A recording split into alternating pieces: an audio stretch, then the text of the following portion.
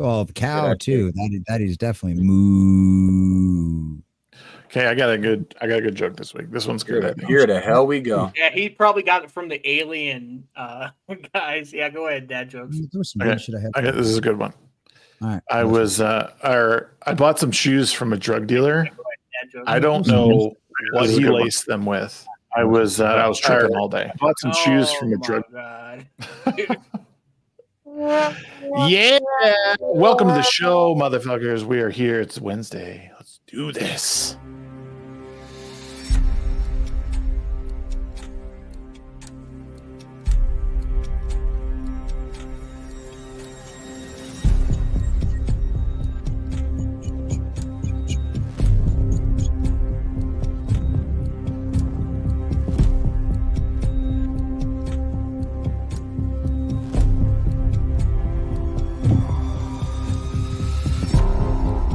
Longest intro ever. Hey, you stop it. Perfect. Have you ever seen Flash's intro? Get a shorter intro. Shag, you just all. I feel like I'm a black person waiting for Joe Biden to do something for me. Throw some popcorn at the screen already, guys. Come on. You got to speak Flash's intro because it's gonna go on for Yeah. a whole fucking we should make an intro Mr. and a Science false Theater. intro. Trick people out. Do like a Mystery Science Theater one where they're throwing stuff at it. Uh-oh. Guess what day it is? Guess what day it is? Huh? Anybody? Julie, hey, guess what day it is? Oh, come on, I know you can hear me. Mike. What day is it, Mike? Leslie, guess what today is? It's hump day. Woo!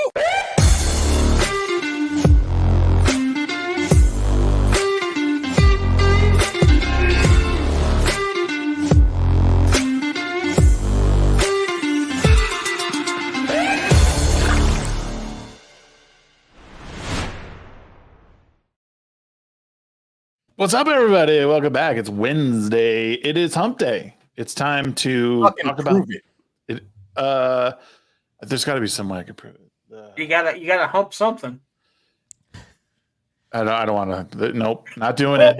Not doing it. Boys and girls, you got to pay him for things like that. Come on now. For the vine. $30 super chat. That's probably all we need to get him to hump something. Yeah, exactly. Shags OnlyFans to see that content. Head on over there, or just super chat with. We'll probably. If you're a fan, you can always check out Fansly at Shagsworth. Oh God! Somebody's gonna make that. I guarantee you. It's all feet pics over there. You don't want those. Listen, guys, I'm so happy you're here today. I had a great stream earlier with Floral Under a Rock. I got was hanging out with the puppets tonight and got to talk story with them. And now we're over here. We're talking story on this channel and on the Midweek Hump channel. We are live over there. We have a whole new channel for you if you guys want to subscribe over there. We're trying to build a channel. If you want to know, go do it. Do it right now. Do it now. Just do it. We're going to channel our inner Shia LaBeouf and do it. Okay. Do it. Yes. Do it. Hey, Shy, get back in the closet, man. It kind of sounds like Sheep's soundbite. Do we still have Sheep's? Of course we do. It's about to blow somebody's eardrum out, though. No, I turned them all down because you cried about it last week. Hey, that's what I'm talking about. So no, I turned them down. Yeah, exactly. So yeah, see. Nice. He sounds like he's hiding, like under the floorboard or something. Yeah. You know where I am. You were down there with me. What you talking about? Yeah. We are back. That's how we met, guys, actually. Some fucking right. You hadn't for those guys, Sheep? Yeah, you had for those. What's up, my bro?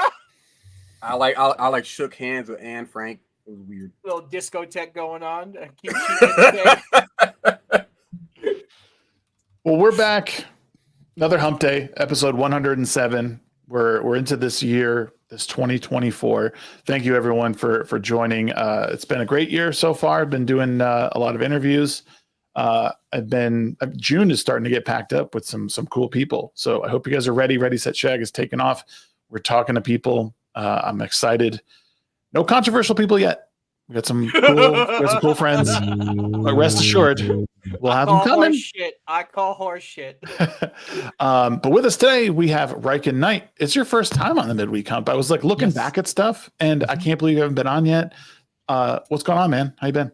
Going well, man. Yeah, it's been going good. I was streaming Call of Duty earlier with Flawed, and out of nowhere, I guess Rumble decided to feature the stream, so that was a lot of fun. Sick. You're on with Flawed though. I know, right? But you're a Rumble exclusive streamer. Your content is on Rumble. Being over here on YouTube is not something you usually do. I mean, you've been guest stars on other people's shows. Yeah, been on with Camelot and stuff like that. And but yeah, you yourself stream over on Rumble. So yeah, I just do gaming on Rumble. That's been about it right now. I want to do other content. I've just been a little lazy about just hesitant about getting started on it because I'm like, what do I want to do? And so I'm just kind of need to just make the leap and do other content, start trying to do multi-platforms on YouTube and Twitch and stuff. Yeah. But I've been just been happy with just doing my stuff on Rumble. It's been fun.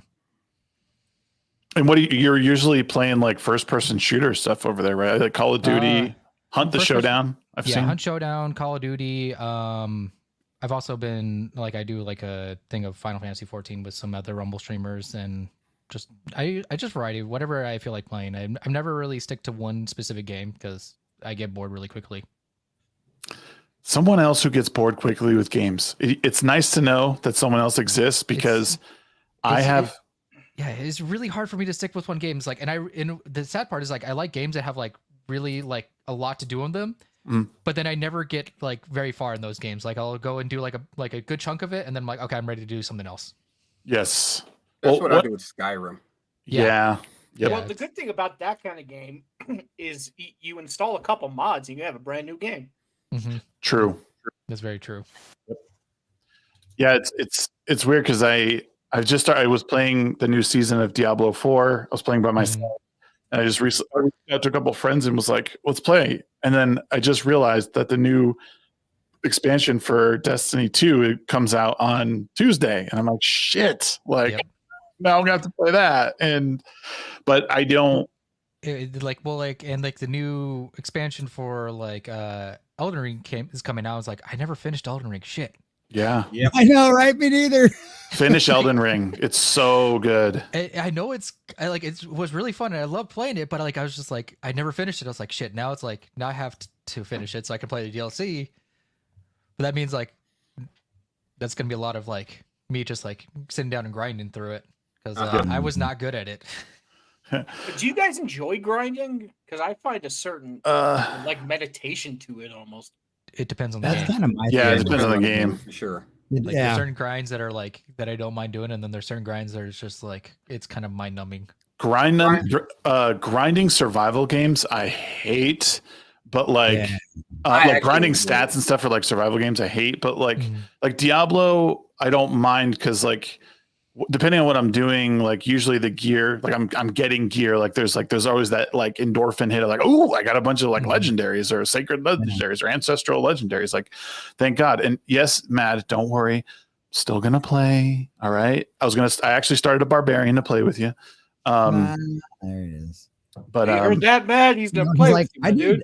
I enjoyed grinding in Elden Ring. Because that one was fun because it was really nice to go out into the fields and just be able to whack at monsters and stuff like that. And so I had a pattern down and I was in one area and I'd do my pattern and I just did circles over and over again. And just grinded the shit out of it. Because I'm not very good at those kind of bosses either. So I was like, I'll just get super jacked and then I can just go in there and just waste them and get it over with.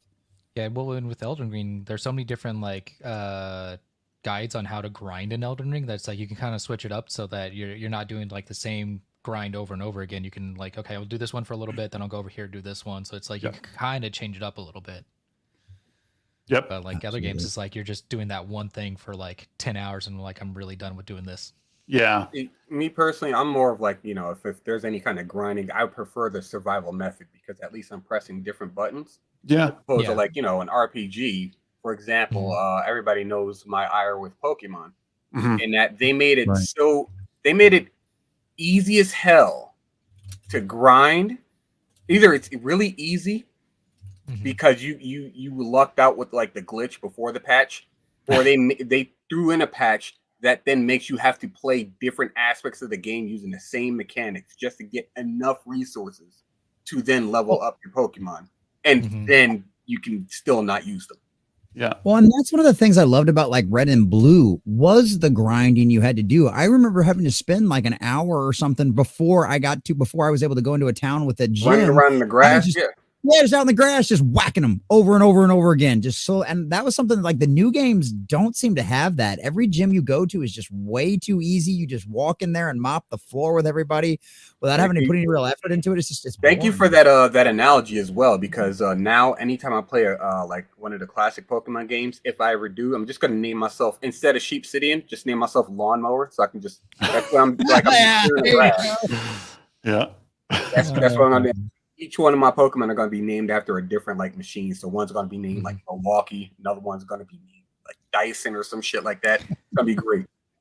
That's the big thing right now, I think, with games is like, how do you make a game that people want to keep playing, but the grind isn't, as you said, Reiken, not mind numbing. And like looter shooters, I think they're in an interesting spot because like, I think Diablo can be mind-numbing at points. Destiny 2 can be mind-numbing at points.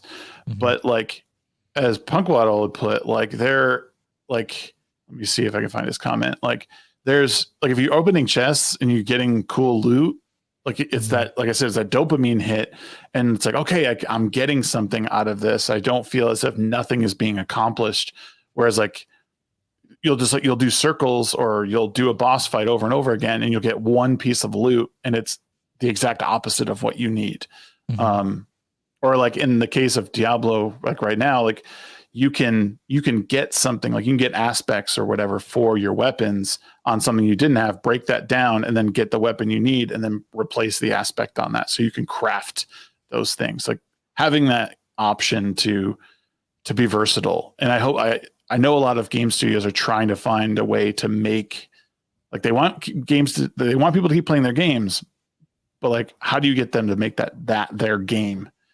See, that's why you got to play Monster Hunter, because you're grinding obviously for materials and shit like that, but you're fighting monsters in different ways, different weapons and stuff like that. You could always switch it up. That's what keeps it fresh. Yeah. That's why I still got like hundreds of thousands of its user base or player base is still in 100,000s, like almost a decade later. Is it really? Yeah, it dropped in like 2018, so it's about like almost 7 years now. Yeah, I do appreciate Monster Hunter World because like the variety of monsters and like how like you have to approach them are a little bit different, or like they're the different like how like they definitely make like the weapons like very different play styles is kind of nice because like it's essentially just a whole new game when you switch up the weapons. I really want to play Monster Hunter World. That's a game that I do want to play with friends. What turns me off of Monster Hunter World is how everything feels like, everything feels so heavy. And maybe that's the point. You know what I mean? Like the game doesn't feel fluid in its combat. And that is something I don't necessarily like. Well, it's funny. The funny thing about that is like once you actually, because they have like a training area. Yeah. Once you actually learn the patterns and stuff like that, it becomes like it becomes more of like a dance as opposed to like like as opposed to something that's kind of non-fluid. It's like you have to know what your next step is going to be, kind of thing. Yeah. So you got to master the combos. You got to it's almost like has like the Elden Ring aspect where you have to pay attention to the patterns and timing. But then you have to memorize that you got to like know like when to use what combo for your weapon and how to like charge it up and be ready to use those combos at a specific time, which kind of makes it kind of fun, and being able to attack a specific part of like one of the monsters to kind of weaken it and get that specific part destroyed so you can harvest it is basically makes it fun. And once you actually like master that one weapon you want to like main. You get out into the field, you die, then you can blame it on the hitboxes. Yeah. I own Monster Hunter World. I do own it. And and I think I've tried to start a couple of times. I just haven't stuck with it, which I've tried a couple different. I think I tried the gigantic Buster Sword, and I've tried like Great sword.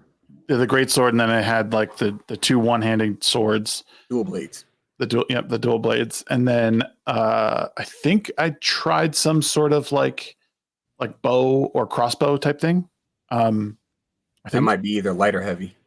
Yeah, I think I tried the heavy. Oh yeah, the heavy bow gun. Heavy? If you're running heavy bow gun, you either A, know what the hell you're doing with like all the items you have in your inventory, or B, you're going in with 3 other heavy bow guns. Yep. That's how that works. Well, you know what? Maybe me, Riken, and Sheep just need to get together and go monster hunting. Maybe that's what needs to happen, because I hear how great. I mean, I've seen people play Monster Hunter and it looks cool. I have just never been able to get into it. But every time I'm in it, I think this feels like Dark Souls. I know I can like this game. Like it has that similar feel where you have to learn what the monsters are doing, like how like their wind-ups and their like the telegraphing and all that. Like I know If you're gonna do that, learn more about like how monsters move and what their attacks and patterns and shit are. Your best start is the easiest weapon in the game, which is the sword and shield. Yeah. Because you can just basically block a lot of stuff. You'll take like minimal damage. Okay. You'll get staggered, but you'll understand like how monsters move and stuff like that. So yeah. okay.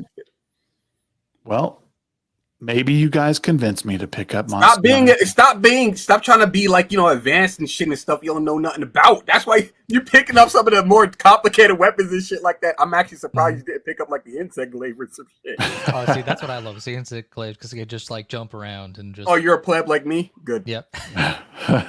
Good. Look, it's fun, like spinning in the air and then just come diving down with the insect glaive. You're Spider-Man with a fucking staff. Like that's the selling point. Damn, that's cool. Like, because you literally just like stab it in the ground and like throw yourself in the air, and then you just come spinning and slicing like the monsters and shit. Yeah, it's good. Something I want to plug real quick. This is not sponsor stream at all, but we met in Vegas. We met Blaine from Criticless, who's running a website. Jesse, if you could throw their link in chat. If you guys watch a lot of movies, which I think a lot of people in chat probably do, you should sign up on criticless.com, I believe, and make an account and review movies. And you can also get the app. Yeah, you can get your app on the phone. The phone app is amazing and cool. Great way to connect with other people and see what they're reviewing. Add your review, downvote, comment on their reviews. And right now, everyone's super nice and everyone's very like, let's write or let's help each other out. I'm trying to get at least 10 reviews on Titan AE because I want to see what people really think of that movie. Bomb ass movie. That's one of my favorite movies of all time. Yeah, it's one of my favorites too. And the fact that we did not see more in that style and more in that energy is so disappointing. Well, so here's the thing about that. Let's talk about Titan AE for a second. Have you guys all seen it? I mean, intros, fuck them. Let's just talk about Titan AE. Yeah. What's an intro? Does everyone know? You guys know Jesse and y'all know me. Oh yeah. Okay. So I said in my review that I thought the animation in this. So I just thought like this movie did horrible at the box office. It only pulled in like not even 10 million on like absolutely bombed. I think it was like a $50 or $70 million budget, maybe more than that. But I thought that maybe it was the animation that caused a lot of issues because it was in this weird in between spot where I think CGI was in a weird kind of thing and the animation was in a weird thing because it combined both. And I thought maybe if it had been done in more of like a Treasure Planet style, it would have been. I mean, it was essentially Treasure. I mean, yeah, Treasure Planet bombed too. Oh, did it? Well, I guess all of the better because Treasure Planet was like the biggest bomb Disney had for until something recently. Because I remember going over it. But if you haven't seen Treasure Planet or Titan AE, you are missing out. Go watch those after this stream. Yeah, right after. Just watch them now. What do you mean? This is this gonna was be a like around shit the show time of like anyway. the rise of all of like the Pixar or the like Shrek movies and stuff, and like the downfall, like because like I think what was it? Tiny failed. I think fuck, what are the other ones? Well, Titan AE and Treasure Planet were the ones that were like Yeah, those two really everybody failed. loved, but they did very badly. Well, there was also I think the Road to El Dorado. Road to El Dorado. Yeah, but everybody. Oh. I think El Dorado is more well known than Treasure Planet and AE. Yeah, Primarily but for I think memes. that one still even didn't do well. And like just all those like 2D animations Yeah. were like great movies, like really well written, but they all just kind of failed at the box office. And like I like Pixar and DreamWorks were like taking off, so they're like, let's go that route. Tiny. I mean, when it comes to the money, they made the right decision. But Mhm. you know, at the end of the day, the stories for both AE and Treasure Planet were incredible. Oh, fine, I'll give it to you. Treasure Planet had a very good template already done for Yeah. with Treasure Island, but it Mhm. still was great. They reinvigorated the story and added the sci-fi elements in there. And if you were a fan of Treasure Island, you got to be like, oh, I know this character, but I don't know this character. Yeah, And very you know, cool that was- spin. That was, and you know, Titan AE. I don't think it was based off. Was it based off of anything? Not that I know of. I mean, it was as far as I know, it was an original story. Great freaking original story. Well, yeah, I mean, that's what I was going to say. It was like great original story. The cast was fantastic. Like of the time, it was like all the top people. It's It funny how those sci-fi, like those kind of sci-fi movies and TV shows around that time, because they were very similar. Like, remember Firefly? Yeah. No. Oh, yeah. So it was very similar. It's funny how when they released it, I guess it just wasn't the right time for that genre of stuff. But like 5 years ago, that kind of genre absolutely exploded. Mm-hmm.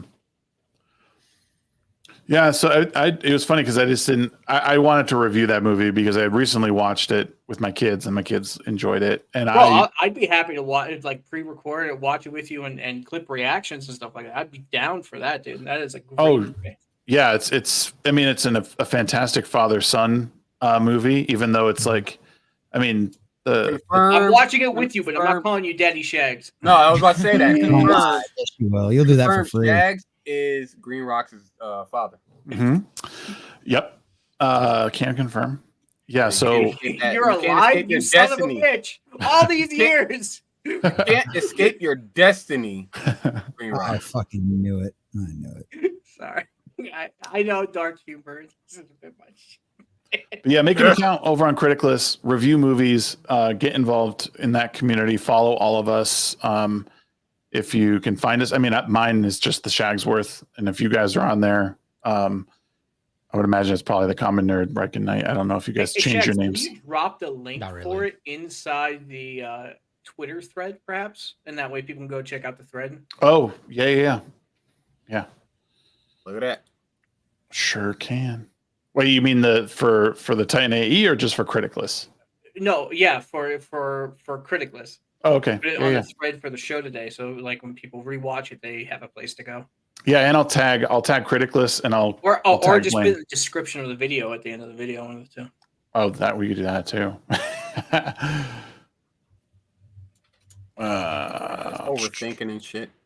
Yeah, and if right. you are part of the fellowship, be sure to reach out to Shags if you have any apps or anything like that. He'll check it out. I just like when apps work. I like them, Yeah. and Criticless works very well. And I mean, people want to be on it. Like, and it's what I've noticed is that people are not using this app to like just shit on everything. They're using it to say like, "Hey, this movie I really like. Go watch it." Well, it's a good thing they don't have a YouTube channel then. Yeah. I was hoping he would shit on it. Oh well. Okay, I just tagged in the thread. It's in there. Boom, shakalaka. And I'll put it in the link later. Send D pics to Shag. Got it. We'll do it. Yep, please do. Yeah, Thank do you, that. Boblito. all the D picks. Make sure you shave first so that your hog looks even bigger. Oh, right. And next thing you know, God. Shags is going to get a sponsor from Manscaped. You know, guys. you know exactly what I'm talking about. Every single one of you guys. So Shags has gone big, boy. He's getting sponsored by Manscaped. Of course he is. As he chugs his Pat's Blue Ribbon. fuck yeah, award-winning beer, my man. Award-winning beer, and this is a 16 ounce, by the way. Hey, at He's least asking. drinking He's asking for pics of male genitalia shaven while he drinks a Pat's Blue Ribbon. I'd I don't be think you more can worried get if it any was more Budweiser like or douchey. whatever. Like what are they? What are those? All those yuppies nowadays that want to like drink Pat's Blue Ribbon because they think it makes them feel special. What are all those little tools? They're called yappies. Yeah, well, they're Yup. they're definitely yuppies, but there's a different word for them. I can't remember what it is right now. Pablito They go sent to me a coffee house. Pablito sent me a picture of himself. There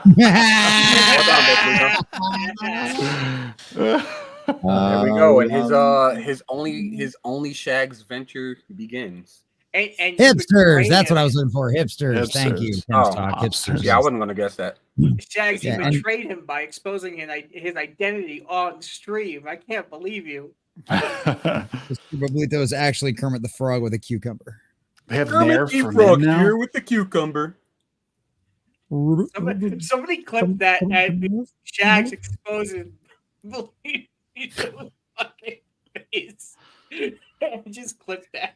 Yo, Shags you know what we gotta exposed do? Hold on. I gotta bring this up. This is the perfect time. I don't know why. I really feel like laughing, and I need this to be. Fuck, what There you happened? go. Hey, remember those intros we were supposed to get? Yeah, Shags' DMs are empty, so he has to check a them Rumble all intro? the time to feel special. Let's do intros. I feel bad. I didn't. Jesse, it's great to see you. It's another week here. What have you been up to, man? Working on trying to find some new place to live. We're still in the process of moving. Got a Nice. halfway decent lead this morning, hoping we hear something back from that in the next couple of days. So yeah, trying to get all that done. Just hit 650 subscribers over on YouTube on the new YouTube channel. So that's pretty cool. Grinding and growing back up there all over again, starting fresh. So that's been a lot of fun. Had a great show with Kitty Flips from Flip City Magazine tonight. Christy, she was an absolute blast. If you guys haven't checked out Flip City Magazine, I highly recommend it.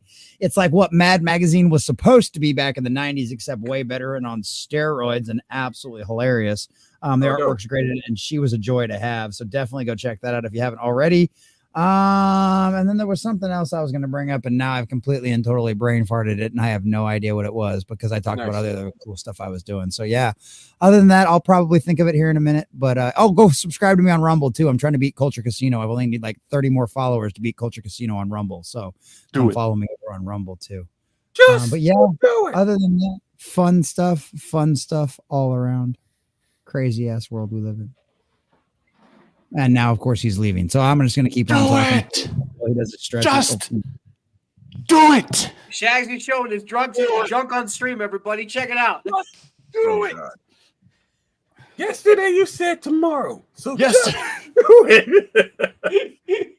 If I knew the whole thing, I would do it. Sheep, what have you been up to, man? I've been alive. That's what I've been doing. For those that haven't seen, I put my recent project, which was my bookshelf, up on Twitter, full of like a bunch of books, and it's got like some figures and stuff on it. Go to my Twitter and look at it. It looks phenomenal in my own personal opinion. Yep. You can be the judge of that if you so choose to, but I like that people are taking note of the books and stuff I have on my shelves, such as the ever so classy Prison School, a very, very raunchy, adulterated manga series. It's really good. I recommend it to a lot of people who are into debauchery in some level of fashion. Aside from that, nobody made note of my entire collection of Shaman King, so I'm pissed about that. But somebody did. Would if I knew what it meant.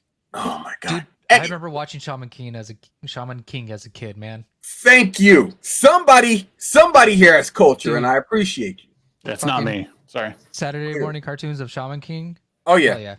Yeah, 4 kids fucked it up, but it's fine. It looks. No. I liked it anyway. Yeah, so And, did I.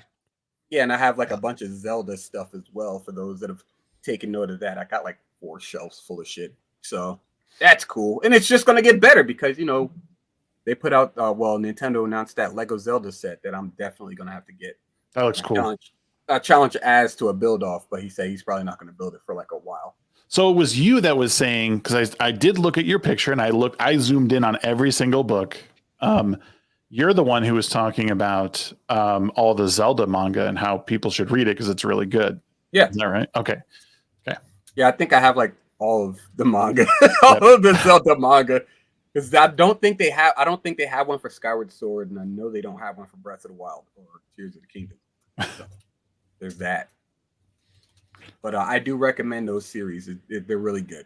They kind of read the same as the games, except they give you extra context and Link talks, obviously, but that's fine and dandy. You can move past that. Yep. Okay. I remembered what I was going to say. Okay. Shags. I'm not sure exactly, but I think it's officially somewhere around a year that I've been hanging out with you fucking nut jobs on Wednesday night. Yes. Love it. I think it's about this time because I honestly don't even remember how the fuck we met or how the hell my ass even ended up on this show. Does it matter? I've been here for about a year. No, not really. It actually does. Oh, never mind. I guess it doesn't. So in about a week, Jesse's gonna be like, "Hey, Shags, can we bump my paycheck a little bit, perhaps?" Mine too. Hey, for my raise for me. I'm back to that effect. Sheep. Is that anything else you've been up to? I'm trying to remember. Oh, well, Yaira finished up. Yeah, Yaira concluded. I think I mentioned that last week as well, is that it was coming to a close, but it is officially over now. If you want size model Sheep at some point, you can still get the Yaira statue for those that haven't gotten in on it during that the weekend that it launched. You have ample time, I guess you can say. It's a McFarlane Toys crossover of a 1/6 scale Yaira statue. For those that are interested, we now have a buy now, pay later setup. So if you don't have the ducats to just drop on it immediately, you can pay in increments, and then it'll show up to you once we actually start rolling these things out. So that's awesome. Get in on that action. Yeah, no, I love it. Well, no, because like a lot of the campaigns you guys have, like I really, really want to like be part of it, but I just don't have that kind of like, drop all that cash all at once. Not do that.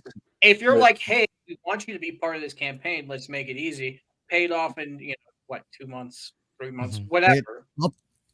It gives us an opportunity to be a part of the big thing and say, yeah, I was a part of that when I was there. Well, dude, no bullshit. That stuff really is great because I actually affirms almost the exact same thing as Sezzle, because I've used both of them, and like that's how I bought my ISOM 2. Like the big package that I got of that was using one of those pay. It's essentially what was it back in the day? A layaway. It's essentially a layaway. Yeah. Oh, right. Okay. Yeah, it's essentially what it is. Right on. That's cool. Nice. Yeah, it's a great idea, and it's a testament for those that don't understand this, but it's a testament to how much we as a company, especially Eric himself, listens to the community and to the fans, the customers and whatnot. Because a lot of people saw that price point and were just like, I don't know if I could do that, man. That's a lot. And Eric was like, heard. So he rolled out this new plan where you can go ahead and put some money down and then pay it off as you go. So that being said, if you haven't gotten in on that on that deal, but you do want to go ahead and get you a statue, I say take advantage of it. That's a really great deal. It is a pretty sick statue. So yeah, I love it. I'm getting one. Looks great. Nice. So good. It is a definite. I think it was somebody else that was kind of echoing my same sentiments. I'm gonna get like some LEDs set up, make it look kind of like frosted and bright and shit, just on the shelf. It's gonna look cool. It's gonna be huge. Well, nice, man. Glad that campaign went well. Also, I'm taking care of my lady. Obviously. Good. Most importantly, of course. Most importantly, I did have the one extra doctor's visit that I went to yesterday because I had to do some blood work. Came back with the results, and Doc said that I'm completely normal. Nice. Go fucking figure. It's like I don't know what the hell I'm talking about or some shit like that. Or clearly I haven't been the same person. I haven't been me for my entire life. I need to get like somebody else's point of view. Hey, here's my blood that I live with. There you go. It's good. And they told me it's good. Come on now. Nice. Come on now. Break me off a piece of that Kit Kat bar. That's not what you're trying to get a piece of broken off of for you. I know what I'm trying to say though, so that's what I'm saying. Y'all know. I know what I'm getting at. Y'all insinuate whatever the hell y'all. How does sheep like his eggs? Fertilized. Fertilized, yeah, buddy. Fried and fertilized. Shout out to Well, awesome. Nogreenrocks. What have you been up to, man? What have you been busy or what? You just been working like a crazy man? Yeah, I've had some pictures in my car that's been keeping me hella busy. Uh-huh.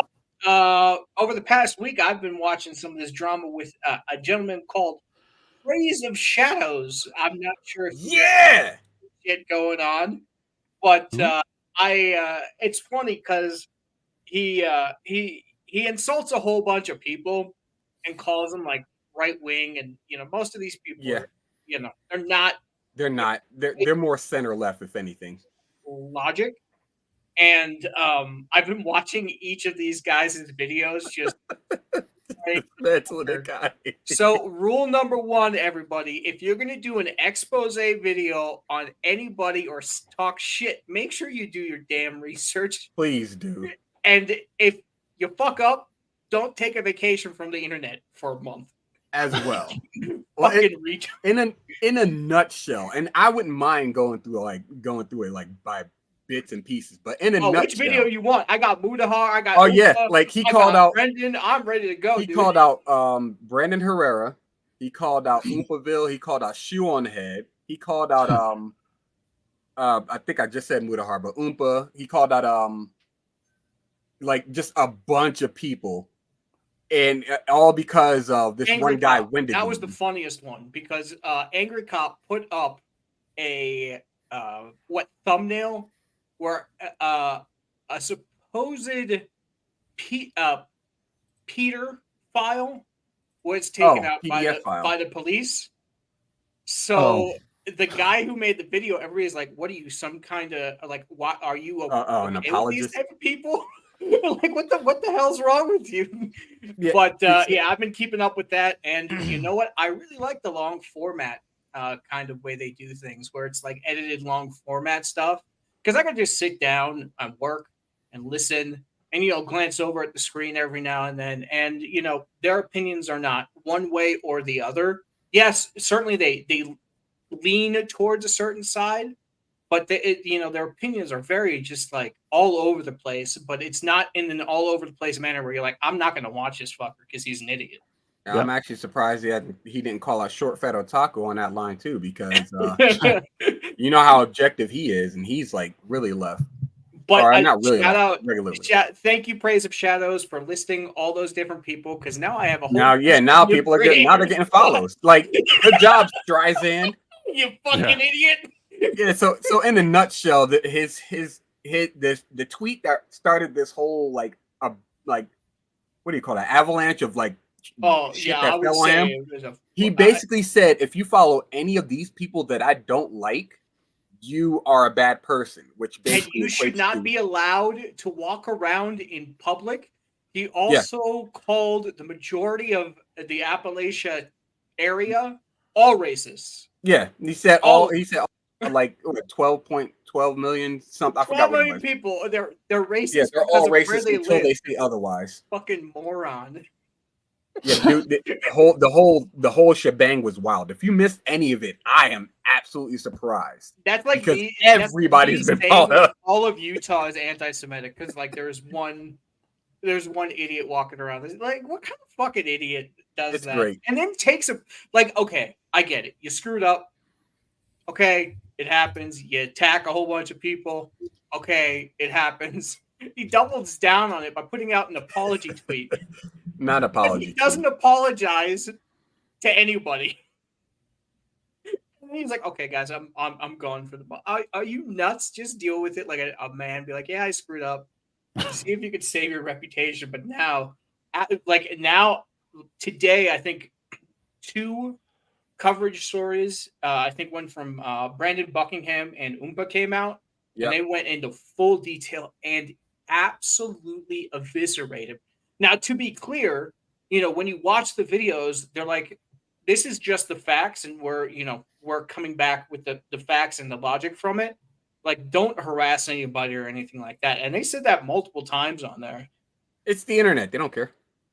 No, I know they don't care, but like, what's going to happen because people are going to be upset and they're going to go bug, the creator, and then the creator is going to have, what do you call it? Monetize your hater strategy, and then it's a continuous cycle. Yeah, sounds about right. Well, I've been enjoying every second of it. It's shown me new creators, giving me some new videos to watch, new podcasts too. Some ordinary podcast is a fantastic podcast. I really do love it. Nice. You guys have never seen that, but go watch it. So Okay. yeah, I've been stuck in YouTube. I'm kind of in the same space Raiken is in, where it's like, I know I can do a whole bunch of stuff. Now, what do I do? That seems to be the problem, I think, with like, I've been doing this a long time and I'm still like, what the fuck do I want to do? Well, like, I mean, also you have to remember, because you want people to watch the content. You don't want it to be boring, but you also want to enjoy what you're doing. Yeah. So finding that equal balance is I'm not a big YouTuber, and I have no acolytes to promote, but it's one of the biggest issues I see with a lot of creators. Yeah, it's just hard, like just to begin, because I'm sure like once you like get on that roll, you're good to go, man. Yeah, because like everybody that I've talked to that's like been somewhat successful on YouTube is like, just find the one thing and stick to that one thing. Don't divert, because will fuck up your algorithm. So just stick to that lane and then just grind on it, And I'm like, okay, what's a lane that I'm willing to just stick to and just be able to do and not like burn out? But that's the thing. Like creators, they grow over time, so their content changes. Like if you stay with the same thing, and it's like people who do the same thing every single day, they just don't think about it anymore, and their product is not great. But I think you need to get I think you need to grind and do the same thing over until you can get you hit a threshold. Because I see people that will hit a threshold and then they can kind of change things up a little bit. Yeah, like in the 100K or whatever range. Because they got a little bit of wiggle room. Like the people that are there for the person, not for necessarily just the content that they make. They like the person, so they want to see whatever they do. So once you kind of hit that threshold where you can, then you can, I feel like. A big shout out to the fellowship people. They let you grow, right? Because they get to know you and they get to like you, which is great. But they also support you in other ideas that you have. So like, let's say you don't want to, comment on political stuff, and you start like shifting a little bit more into the pop culture. They'll follow you there because they like you. And no, I definitely understand what you're saying, Raiken. Yeah, I think the one problem I find with like YouTube and a lot of the social media stuff is you have to stick to the whatever niche you're in, and if you want to deviate from that early, you have to like make a separate channel for it, which is ridiculous. Yeah, but it's one of the problems with like machine learning AI is that it's only as good as the information it's fed and given. So if it's constantly given, oh, you're live streaming all the time and you're talking about pop culture, it's in those videos do well for it. YouTube is training this to say, like, with this information, if there's a lot of people looking at this video, give it to everyone because it's ad revenue. And then if you deviate from that, it's not looking at that subject matter anymore. Your tags are going to be like, dad life and family man. Like, it doesn't know how to reconcile that information. So it's better to grow through the other algorithm of, dad talking, podcasting, that stuff. If that's like a route you want to go, which sucks because it's more work, but that's the space you're in, unless you grind to that threshold of, okay, now people just like me and I can talk about whatever. But even though I would even argue that even those people who deviate from what their normal subject matter is, see a fairly significant hit, like probably ad revenue wise, they probably won't see a big dip in like super chat, wise. Because the problem is with that, right? So you make new content, and then people come and they gravitate towards you because of that new content, and then you go back to your old content for like a video, and then all of a sudden numbers drop. You're like, bro, come on! For one video, I want to do something I like. Yeah. Well, and that's kind of why I want to do something different, like on YouTube for my Rumble, because it's like I'll just keep Rumble as like what I like the game news stuff. Maybe I'll do like live streams on there for like talking head stuff, but like I want YouTube to not involve gaming. I just want it to, or like me playing video games. I just want the YouTube content to be YouTube, like whatever I do on there, just so I can not mess with that algorithm. Mm-hmm. So that's why I'm like, okay, I need to figure out what I want to do on YouTube so that I can just stick to that, grind there, and then just let my Rumble stuff be my Rumble stuff. Yeah. I mean, if you already have the footage, you can put the gameplay as the background to the video. Right. I can make like I can make like a gaming channel for YouTube, I guess, and then have like a separate channel on YouTube. But like, I just figure it's like if I can like have like different modes of content that won't like mess with the algorithm, like mess each other up algorithm wise, then that would be kind of like, I think, ideal. Mm-hmm. We're all slaves to the algorithm. Yeah, unfortunately. I'll tell you who's gonna. Speaking of slaves, that's not a good segue. I wanted to share this. I wanted to share this video because we looked at it on Floral's channel, but I had already planned on bringing it over here. But it was a viral video that came out, and I can't believe, like, there's times in life where I feel life's rough. I'm not doing well, but then I see stuff like this and realize I'm doing okay, and I have nothing to worry about because there's people. Somebody's like, "This is so fucked up." You're like, what? My life ain't so bad. Yeah. So this guy had a suspended license, and he shows up at court on a Zoom call while he's driving. Oh my god!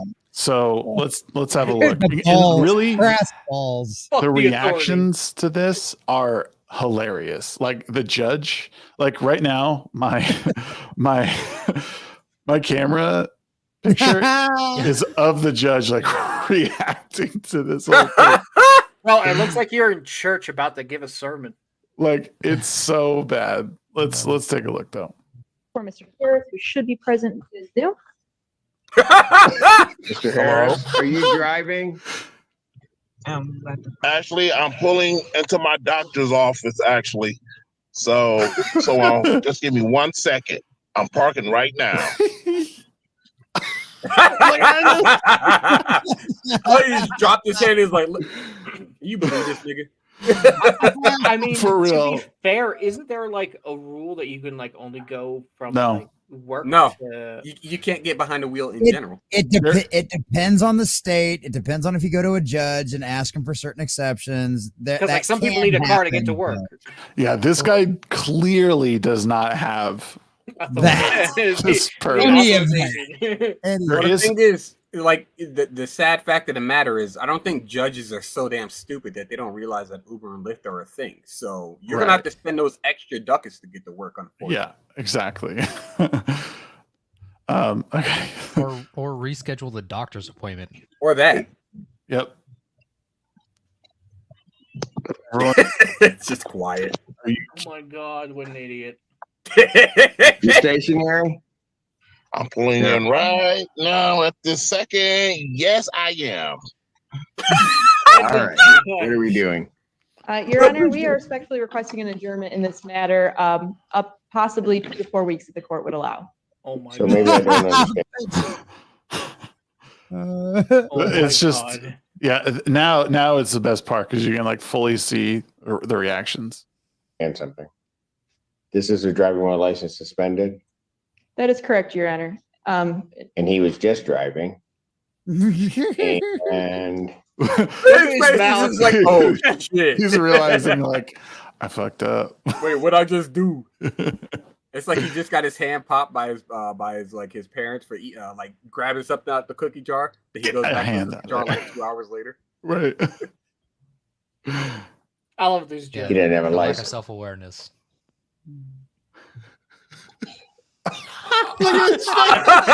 Oh yeah, yeah. Yeah, you didn't have a license. Grin on his face. And his face like, oh no. Nigga, you about to get charged. Yeah. All right. Oh. The charges, Your Honor, yes. No, I'm looking at. Hold on. What was that? I was so ready. Oh. Is with the charges, Your Honor, yes. No, I'm looking at his Yes. record. He doesn't have a license. He's suspended and he's just driving. God, I feel bad for his attorney. It's like going to the court, going to the attorney, be like, okay, get me out of this. Yeah, I did it. No, Your Honor, he didn't do it. Yeah, look at me. That wasn't even me, man. Look, this is pre-recorded. Man. Yeah. Pre-recorded you driving down the road. Yeah, right. Your Honor. I love this dude. The judge is my favorite. Okay. I don't even know why he would do that. Defendant's bond is revoked in this matter. Defendant is turning himself into the Washington County Jail by 6 p.m. today.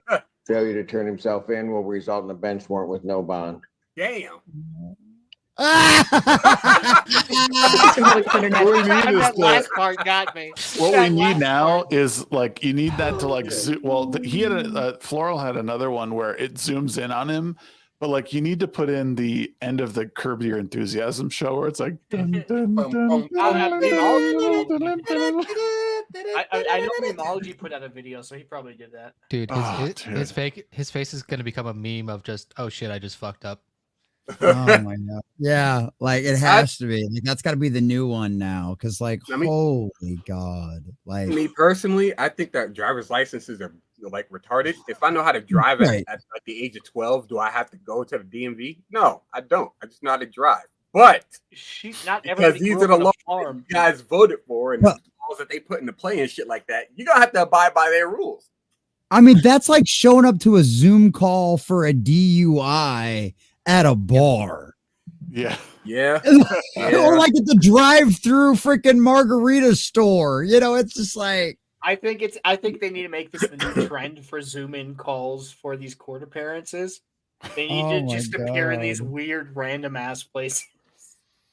Do you ever see that guy? He's got the like, I don't know if it must be fake. His like ass is huge and he's always pretending he's like in a Zoom call. Big butt dude, but he has like the green screen on his back sometimes. Yeah. See, that would be fun just to troll courts, just to have like the green screen, like where you're pretending like you're in your car driving, and then it's just like, oh, wait, what do you mean? This is green screen. Yeah, I'm joking. No, I'm joking. I'm fine. It's fine. I feel like he was on one where he was like water skiing or something. It was so ridiculous. Like, I want to see like I want to find one. What is that guy's name? I don't know, but I think there was one where he was like where he was in an MMA fight and he has the green screen and like the computer in front of him and he's just getting punched in the face as he's like in a Zoom call or something like that. Yeah. Oh my god. It's pretty too good. funny.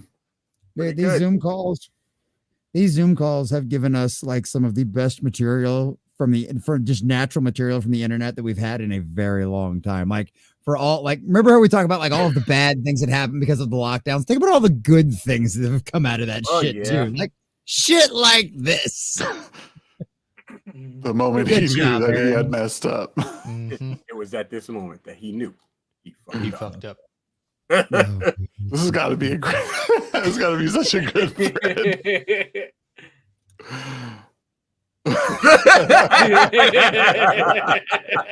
Oh my god! Bro, again, he's getting memed to hell and back. What an idiot! My god, I bet you his cousins like call him up, be like, "You stupid motherfucker."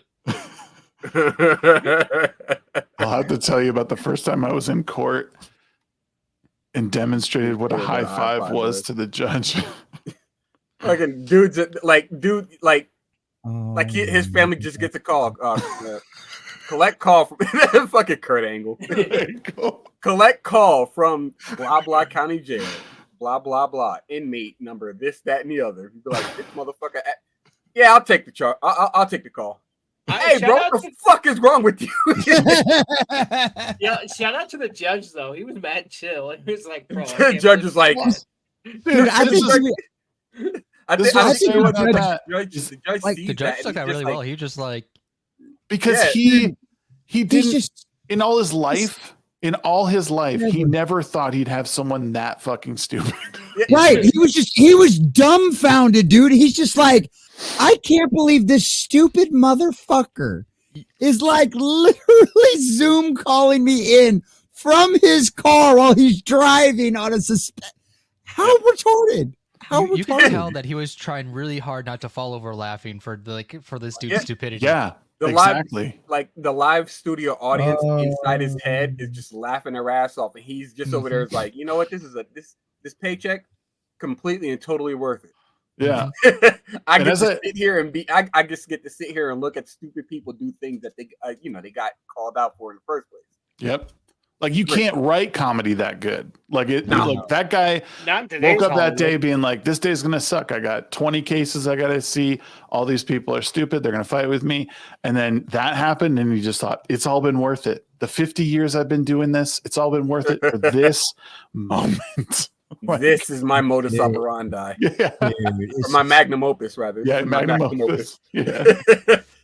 And the best part about that is the guy will never be able to live that down. Like 10 years from now, he'll be like applying for a job somewhere and be like, weren't you that dumb motherfucker who showed up to the Zoom call in court while you were driving? Yeah. Look, if he's smart, he'll monetize it, but clearly not that smart. Dude, the internet's forever. The internet's forever. Mm-hmm. That is Speaking of the internet's forever, let's look at this. There's more? What? Oh, no, I was saying, is there more? No, just the more stupid shit. Oh, yeah. Today we wear bracelets, the length of a menstrual cycle to break the stigma while supporting the rights of all women and girls for a more period-friendly world. Oh, no, okay, no. I'm glad they did this. I'm 100% glad they did this because now every time a woman gets upset about her period, we can say we're wearing this bracelet. This is how we show our support. Have a good day. Now fuck off. Nah, it doesn't work that way. I'm sitting here trying to figure out. So like by the phrasing, the length of a menstrual cycle, does that mean like how long are those actual bracelets?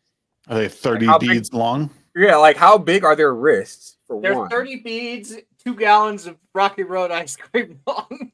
Oh, God. That's actually kind of fun. That's fucking wild. I hate how pussified these people are. Look at this guy's head, though. Dude, he looks like such a freaking soy. He is a soy. I mean, look at that fucking big bulbous. What do they call that head when they look like that? I can't even Megamind. Megamind, yeah, but I mean, like before Megamind was a thing, there was like I don't know, but he looks like a fucking dwarfism. Is it me or did he look like he had a horrible fake tan? Probably that too. I think he's an Indian fellow. That makes it even funnier because he has no hair on his head. Yeah, that's an Indian. Doesn't have to cover it, so right. Oh, well, Ahmed was in. Terrible. I know that brown anywhere. My supporters usually let me know when Shark Week is over. Until then, I'm watching something else. Basically, like I get it, right? If women go through menstrual cycles and stuff like that, that's fine. That's natural. Okay, cool, fine, dandy. All that is like, it's human. You celebrating women for doing something that women do is the dumbest women shit of all hate. time. That women hate of all things. The stupidest shit. It's like, when people say, oh, well, the whole Black History Month thing, this, that, and the other, what is it, Juneteenth or some shit like that. And I'm like, why do you want to celebrate Black people for the fact of being Black? Like, you realize the racist implications like behind that? How about we just celebrate people who did shit? Well, like we celebrate Martin Luther King we celebrate Martin Luther King Day because he actually did something. You know what I mean? It's not just because of the fact that he's Black. He's not George Floyd. Yeah, George Floyd was celebrated because, well, a cop was on his back while he, died from an overdose. But because he was convenient to the narrative is why George Floyd is celebrated. yeah. Wait, I'm confused though. What is there stigma surrounding a period that I don't know about? I mean, maybe in religious only made up in their minds. That's what I mean. Maybe in like religious communities where certain things aren't talked about publicly, but I don't think that everyday people who aren't like super religious, like it's an everyday thing. But what would even religion have against a period? Well, I mean, there are certain conversations that women only have with women, that kind of stuff. Well, let's bring that It's usually this like young discussion dudes that like haven't been in like a long enough relationship to experience women on periods. Yeah, that too. That's a good point too. Or in relationships in general. But let's bring this conversation to CD Projekt Red, who gave women menstrual leave. Oh, that's so strange. I mean, like, isn't that just sick time? Isn't that what that is? You would imagine it's just sick. Just like sick if you implies there's something wrong with somebody. Yeah, that's true. So you have to call it menstrual leave just in case somebody gets offended. Well, the thing about it is that like it's more in like the celebration of something that women do naturally. It's not like maternal leave or something like that. Something that is somewhat it's pretty much controllable. All you have to do is not have a kid. But something that is going to happen or is pretty much promised to like the majority of women on the planet. It's like, why don't we just celebrate breathing, right? Let's just have breathing leave. We can call it leaving or some shit like that. We all just take a day or a week or whatever to not work and we get paid anyway. Well, and it's like the whole idea behind maternity leave is because literally they're supposed to be in bed. It's like recovering from a major surgery or anything else. Like your body has gone through a trauma that it needs to heal and recover from. You're not supposed to be getting up and walking around right afterwards. You know what I mean? Like, it's like, that's not the same thing as something you've literally been dealing with every month of your life since you were 13. And guess what? If you don't want to deal with it, there's a bunch of pills. There's a bunch of shots. There's all kinds of crazy stuff you can get where you don't even have to fucking deal with it anymore. With some wild side effects, mind you. Oh boy, ain't that the damn truth? Holy God. I mean, to be, the maternity leave, I like because it's important for a newborn baby to make that connection with, the mother. I do think there should be like a thing for fathers as well, to make sure. Military did it. Yeah, to make sure they're. I mean, there's a lot of companies funny. that have to have leave for dads nowadays. Like not as long usually, but like they usually like allow like at least like a couple weeks. Oh, it's because they don't want any more babies coming out. They want to. Dude, the military.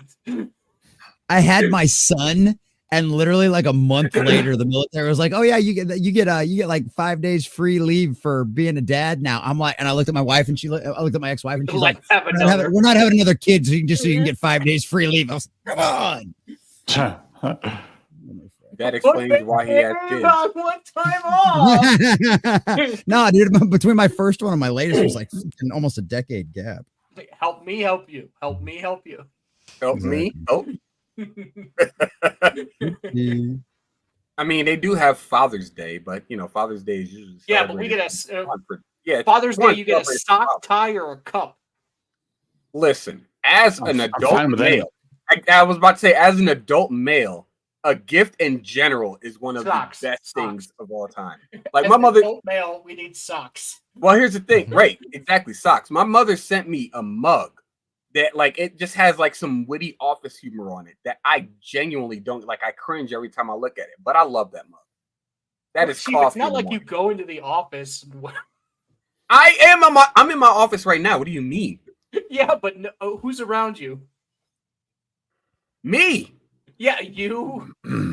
You, her, and Mama Amarada. That's it. It's the thing is, like, if I start telling you about the voices inside my head, then people are gonna start labeling me as like a DID, like apologist or some shit like that. So I'm not gonna say that. House. She walks in the house, has the Men in Black song coming. Can I elaborate on this, because King Deplorables says, and I'm going to even mark this. King Deplorables says, I know a lot of men shit on the idea of paternity leave, but I genuinely think a few days off can help a first-time mom. It can be hard for them, especially one-income households. I think this is where I think it's really important to recognize the father's role in this is that we do need to bring home money. Mom can't work during these times because she obviously just gave birth. But it is super important to be supportive at home. And I think it should be something that is considered, for companies long term. Because I think for men it should be optional if they so choose. Well, yeah, it shouldn't be mandatory, but it should be available to take as alongside your sick leave. Again, it's not something that happens but once a year. So you should be able to maybe take 5 days to say, hey, this is happening. I don't know about 5 days. I'm more of like, clearly you don't have kids. Give it a month, because you want to make sure that when you have a newborn, it's really important to have the connection between the family unit. So I think if you give a father a month to be there, I think it actually benefit the future. As an anecdotal position, my brother had a kid, I think last year or the year before. Mm-hmm. And he started becoming stir crazy for the amount of paternal leave he had. I think he had like 3 weeks. And he was just like, I gotta get back in the office, because it's not because he wanted to get away from his family or anything like that. It's just that he doesn't like sitting still for too long. He knows that the family is good. He knows that money still needs to roll in regardless of him getting paid, but he can't just sit still, unfortunately. So I think that's one of those things where you have to actually have that kind of discussion with not just the mother of the child in this situation, but also with your employer. Hey, are you guys let's just have a group chat and let's talk about this.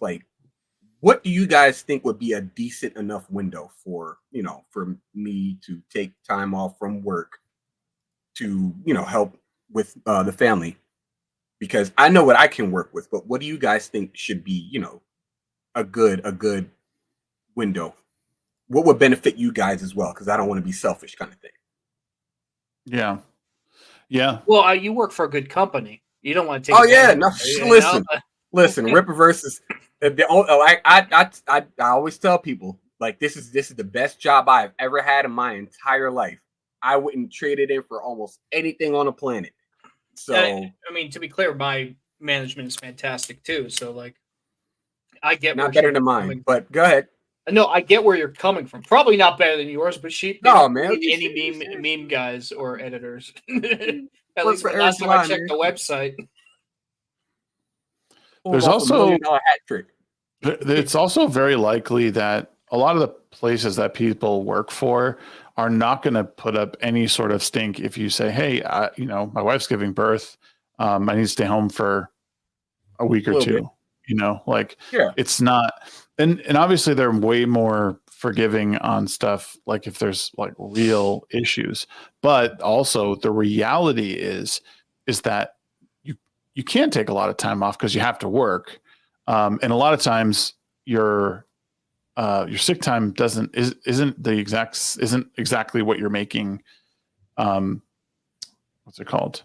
You should for sick time, you should be getting paid the same amount as you would get paid if you're working. I'm thinking my restaurant job, because when it comes to the food industry, it's a little bit different, because most of the times they don't even get sick days, which is why people get sick a lot of the time when they go to the fast food restaurants. Yeah. Now did you see now it's $20 an hour in California? They're raising prices too. Did you see what's happening to the businesses? They're closing down this shit. Yeah, because they can't pay. You guys have you guys been into McDonald's recently? No, I don't. Well, not in. I don't eat out anymore. It's all automated. You go in there, there's nobody standing at the front. They're all in the back. These big screens that you just. Yep. There's screens. Still gotta give a tip. Yeah. No, and really what they do. And no, they some places I was watching online when they switched over to all this AI shit. When you're at the drive-thru, there's an option for tipping, and some places won't let you actually hit no. That's awful. Cool. I will just drive off before I pay. Right. Somebody else can have my order, but they have to pay for it. Yeah, no, it's bad. Like, yeah, but that's what happens. You raise to $20 an hour. Companies find ways to cut costs other ways. I mean, Target already tried this years ago. They tried it. It didn't work, and they stopped. Bro, have you seen the economy? They cut hours. Yeah. Oh, Bidenomics. But it's funny that like a lot of people predict this from like a long time ago. It's like, don't raise, like, minimum wage is minimum wage, in my opinion, should be zero. Yeah. Right. But like the whole, we got to raise minimum wage. Did you just advocate for slavery? I didn't advocate for slavery. You just advocated for a minimum wage mandated by the federal government should be zero. Yeah, not paid zero. Yeah, no, I'm not saying you work for free unless you're volunteering or something. All right. But nonetheless, what I'm saying is the like people were saying, like, if you raise the minimum wage, all they're gonna do is raise prices on everything else, or they're just gonna start firing people because they can't afford it. Yeah, and they were saying this years ago. And then Gavin says, "Well, I will prove that you are correct." So yeah, that's exactly what he did. Yeah, they proved that you are correct. They are replaced them by machines. And I feel bad for those people who are already struggling, man. Like, you were struggling before. What happens now that you have your job because your franchise shut down? Mm-hmm. Well, again, these are the policies that they vote for. It's one of the reasons why I don't go to those states. I don't go to California because it smells like urine. That too. Does it? I haven't been there in a minute. When I was driving from Colorado to LA, I knew I got to LA just because the smell in the air changed immediately. Really? If you live in LA, like, no offense, like, I'm not gonna get into my whole family situation, but like, LA right now is not the best place in the world, dude. Like, certain cities are literally like pushing the homeless people to like the city limit, so they go to like Los Angeles County, because Los Angeles County won't do jack shit about the homeless people. I was in Northern California for a week. That's all the California I need for like the rest of my life, personally. However, they do got some decent like local restaurants there. Tacos.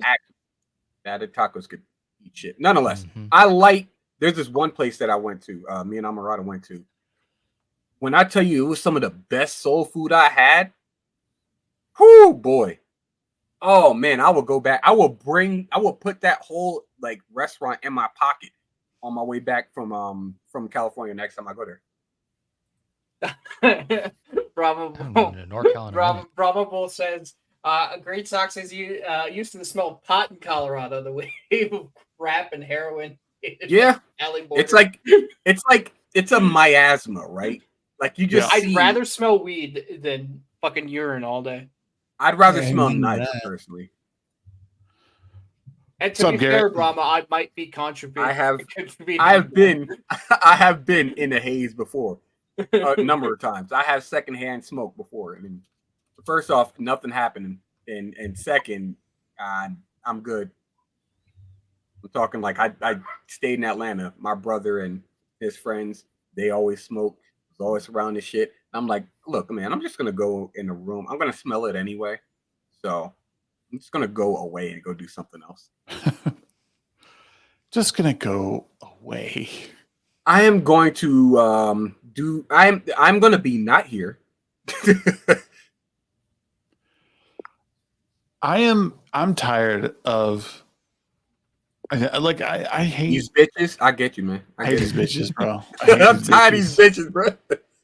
For real. No, like I look on Twitter and I save stuff and I bookmark stuff constantly, but it's all the same shit, man.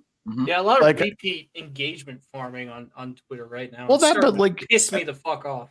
It's like it's all like it's the identity politics shit that like I just get so tired of. To be fair, though, it's probably because you like certain tweets and follow certain people. No, that's you can huge. Customize your timeline. Yeah, so it's not full of shit and piss. 100%. No, that's a good point. And but like Like, but even like stuff I see, like I want people, especially on our side, to stop saying like, stop using like color and like gender, sex, or whatever. Like when I hear like, oh, it's only liberal white women, blah blah blah. Like, stop saying that shit. Like these people, like that just seems unnecessary and part of the problem. When it comes to an argument, yeah, I definitely think it doesn't help anybody's case. But if it's always the same, like statistically speaking, if you go into the statistics of it, you can say, a fair majority of liberal white women go this way or that way. The fact is they dismiss people by saying, oh, you're this, you're that. Yeah. But that, like, I just want to dismiss people who do the same thing. I just like, I don't care. Like, I know it's that. I know that person saying that is that. But saying that is just like feeding into the shit.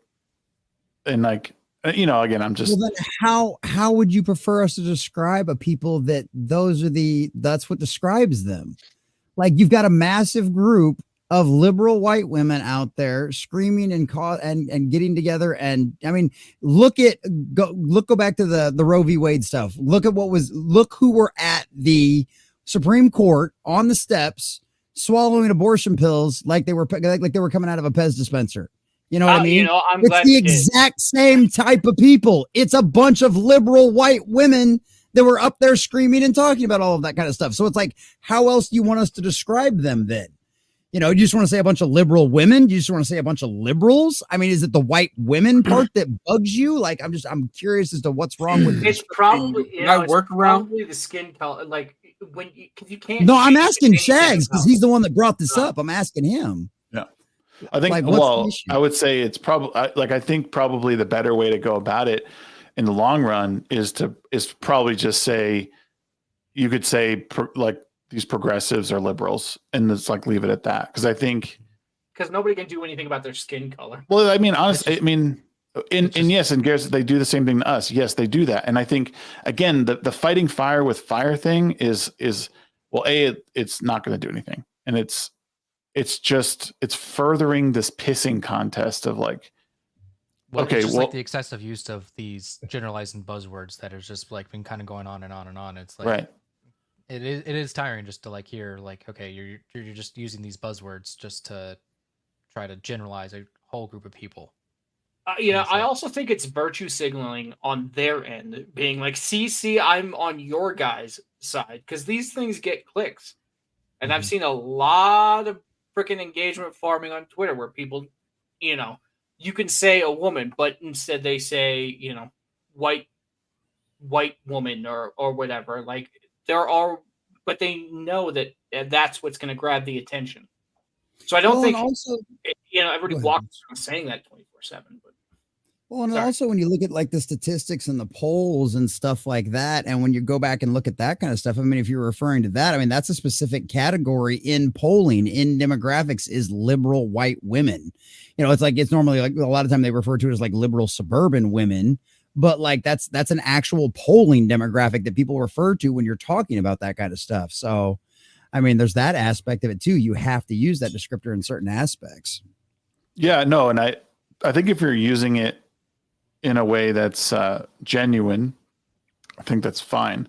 I never use it in a genuine manner. I always, I have like, I tell people all the time, if I'm not doing work, like social media work, because I get paid for it, I'm memeing. I don't give a fuck. I genuinely don't care.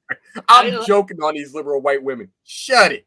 Every time I see Sheep's tweets, I literally read the tweet and I hear his laugh right at the end of it. Because that's most likely what he's doing. Yeah. No, I shit you not. Like, I get ready to tweet something. I show it to Amarada. She either smirks or she nods her head. And I'm like, that's not the response I wanted, but I'll send it anyway.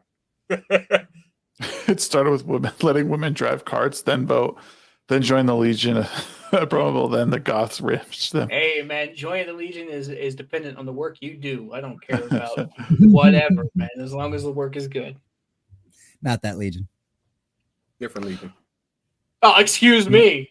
Roman Legion. Roman Legion. Way before your Legion. Way before Caesar, your man. Legion. Caesar. Yeah, come on. God damn it, Yeah, that's Green true. Rock. Shags is a sissy, so that's true too. No, I think isn't- Shags just well, looks at it from a different perspective. But, of yeah, I people wouldn't say having the same kind of heart he does. I wouldn't say he's a sissy. I'd say he's gay. He's not a sissy. Wait, we're on YouTube, right? Watch it later, guys. Jesse, I saw a fucking hilarious. What's it called? It was the Willem Dafoe meme, the scientist meme, and it said all companies in January, and it said I'm something of a homosexual myself. June, yeah, I'm something of a homosexual myself. Dude, I'm really curious because like last year we saw a big cutback on a lot of that stuff last year because after all the Bud Light and everything else happened, like we didn't see near as many pride flags in June last year. I'm really curious to see if that trend keeps up this year or not, and see how many people actually switch their stuff over. I think they're gonna kick it up again. It was just last year. It was so like what's the word I'm looking for? Like radioactive. What Bud Light did. Yeah, pretty much that. It was so like radiant what Bud Light did that they all just went, you know what? We would actually just make it worse. So let's just hold off this year. Because they've been doing this for like the longest time, like catering to the demographic during their month, basically. It'd be it like, Black History Month, Women's History Month, or Pride Month, or it doesn't matter. They capitulate to whatever is the talking point of the national holiday or whatever. So all of that, I think they're gonna bring it back up in lieu of the election year, I guess. Yeah, that's what I was just thinking. It's an election year, so people are going to be trying to get votes as much as they can. So I'm sure the White House has its own PR crap behind them, and they're all working in tandem with the big corporations to make the pride stuff go on. Because they want these votes. I mean, if you're gonna ask me, I'm not sure they're going to get the votes they want. But hey, what do I know? Well, I can't say what company I specifically work for, but because of certain backlashes of like the stuff that went on last year, there's a lot of stuff that got thrown away because of like those backlashes with like the pride stuff. Well, if they're throwing anything pride related out, it's considered a hate crime. Well, because of like backlashes, because last year there was like a lot of backlashes with pride stuff. Like things had to get like thrown away because they weren't selling, and because like people were. You know what? Let's take all the merch that wasn't sold and send it to Africa and see how well it does over there. Oh God! Give it away for free. You want to talk about votes and shit like that? Here, there's a link in the private chat. Go ahead and open that up. That shit had me laughing because Clifton Duncan's response. Oh, dude, yeah. Oh yeah. Sheep, you do need to read this one out, though. I don't think Shags can. I don't think Shags can read this out. Yeah. Oh, yeah. I mean, you can read it. I don't really care, but yeah, YouTube rules. Folks, if anyone is wondering whether vote matters, remember this: because Black Americans voted, I am President Kamala Harris is a historic banana. I mean, Vice President, and Donald Trump is a loser. And then the unfortunate side effect. No, Sheep, your turn to read Clifton's tweet. Yeah, Clifton's response. But before I get to that, the unfortunate truth is that Joe didn't write any of that shit. That was duh. Obviously, but he used Joe's name. Either way, Clifton says, "Nigga, don't claim me. I am not responsible for this shit." It's one of the funniest things I've ever seen. It's like, bro. So basically, this whole thing is it's just them telling you on the face. Black people are the reason that America is in the shitty state that it's in now.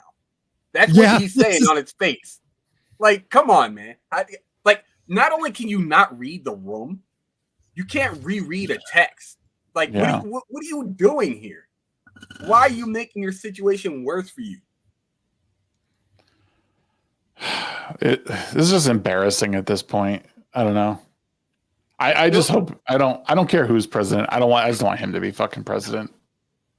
I don't think Trump's a good choice at all, honestly, if I'm being honest. But this guy is totally out of his fucking mind. I would rather have somebody. What did that guy say on Piers Morgan's show? Trump is an asshole, but he's my asshole. Yeah. Yep. And Yeah. like, you know what? Does he say the right thing, the right time? Not always. Does he need to learn how to be less abrasive? Absolutely. But at the end of the day, look where we are now, and look where we were a couple of years ago, man.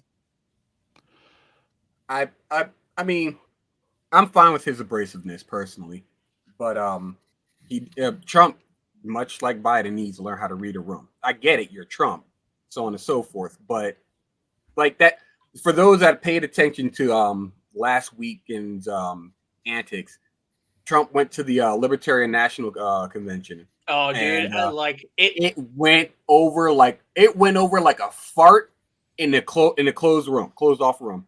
I've lost all respect for the Libertarian Party, Libertarian individuals. I think are awesome. Should we tell? Oh, I was gonna say, should we tell them? Yeah, no. I agree exactly with Greenrocks. Like, okay, the individual individual libertarians understand what it is that they're going for. Trump basically gave the same speech but painted with libertarian colors, and what ended up happening is, I guess there's so much of a backlash that I don't know about the whole backlash part of it. But now everybody's saying, "Oh, well, libertarians that's why people can't take you seriously," so on and so forth. Then they voting Chase Oliver as the presidential candidate. Like, now they definitely can't take the Libertarian Party seriously. That's why I'm some crazy ass liberal or some shit. Dude basically advocates for everything that is like, so basically it's the same, open borders and all this other stuff. It's the same as the bitch we got in 2020. Then is what you're saying? Yeah. He's Pete Buttigieg, but like with libertarian flag on his back. And well, because remember that libertarian bitch that was running in 2020 was all in favor of government lockdown. Yeah, I know. Yeah, that it pisses me off so much, man. We need a Javier Milei. We need somebody to come to with a fucking chainsaw. Listen, Kansas doesn't trust that guy. Dude, I thought the Mises Caucus was going to come in clutch and actually do something with that libertarian party, and that didn't pan out. Right, I'm not a libertarian, nor am I full right, nor am I full left, but like, at the end of the day, it's like the former president came to speak to you. At least freaking be respectful. That's what I was kind of hoping for myself, is like, less rambunctiousness. Excuse me, I'm eating Oreo. But I was hoping for a little less rambunctiousness. Like, it's possible to get your message across without outright expecting to boo somebody off the stage, kind of thing. If I didn't actually personally know libertarians, I would think the whole party is that way. Which is why I'm glad I know actual libertarians, because I could be like, what the fuck is this? And be like, well, that doesn't represent us in any way whatsoever. What do they say? The Libertarian Party is the big L and the people are the small L? Yeah, the little L. Yeah. And that's been the problem with the Libertarian Party for the longest time. I have no idea how its leadership has been like this for so long, but they have always been like, I don't know if just too many of the hippies got involved with the Libertarian Party and they've just been in there for too long or what. But man, it's like you're supposed to be like the anti-government small people and all this other nonsense, and you guys are like right in bed with Big Daddy government. And it's like that's why the Libertarian Party loses, because they don't actually stand for what their people believe in. If they actually put out their morals and put out what their actual values were and the kind of stuff that they actually stood for as far as like small government and shit like that, they do great with the average person out there, especially considering how bloated and oversized the freaking government is. I got my liberal mother agreeing with me right now about shrinking the size of government and like doing away with a lot of these institutions and stuff, because she's seen how many times all of this stuff has failed, especially as a veteran who's been dealing with the VA for 15 years. So garbage. Yeah. And so it's like, yeah, it's like, so that's how bad things have gotten. But you have, like I said, I don't know what the hell's up with the leadership inside the Libertarian Party, but they're fucking retarded. I mean, the Libertarian Party can't even decide what they stand for. So, no. I mean, if you can't, if you can't do that, then why would I vote for you?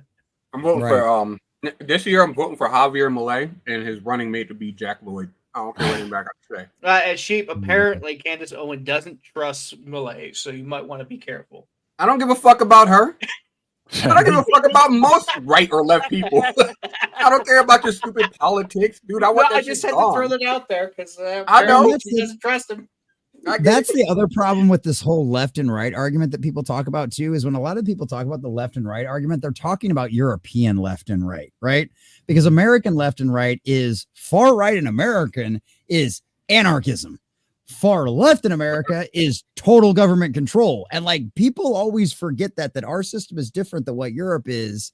And their left and right is not the same as our left and right. And that's where things always get confused. There is no way in hell, if you're talking about what the actual American right and left is, that you could go so far on one end that you'd end up on the other. It doesn't work that way.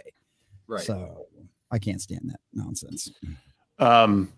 Nogreenrocks has to dip out. He's going to turn into a pumpkin soon. So yeah, it is bedtime for me. Got to be up early in the morning. Raiken, it was nice hanging out with you. It's good hanging out with you too, man.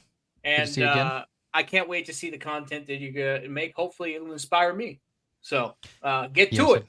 Yes, I know. I need to just like get on it, doggone it.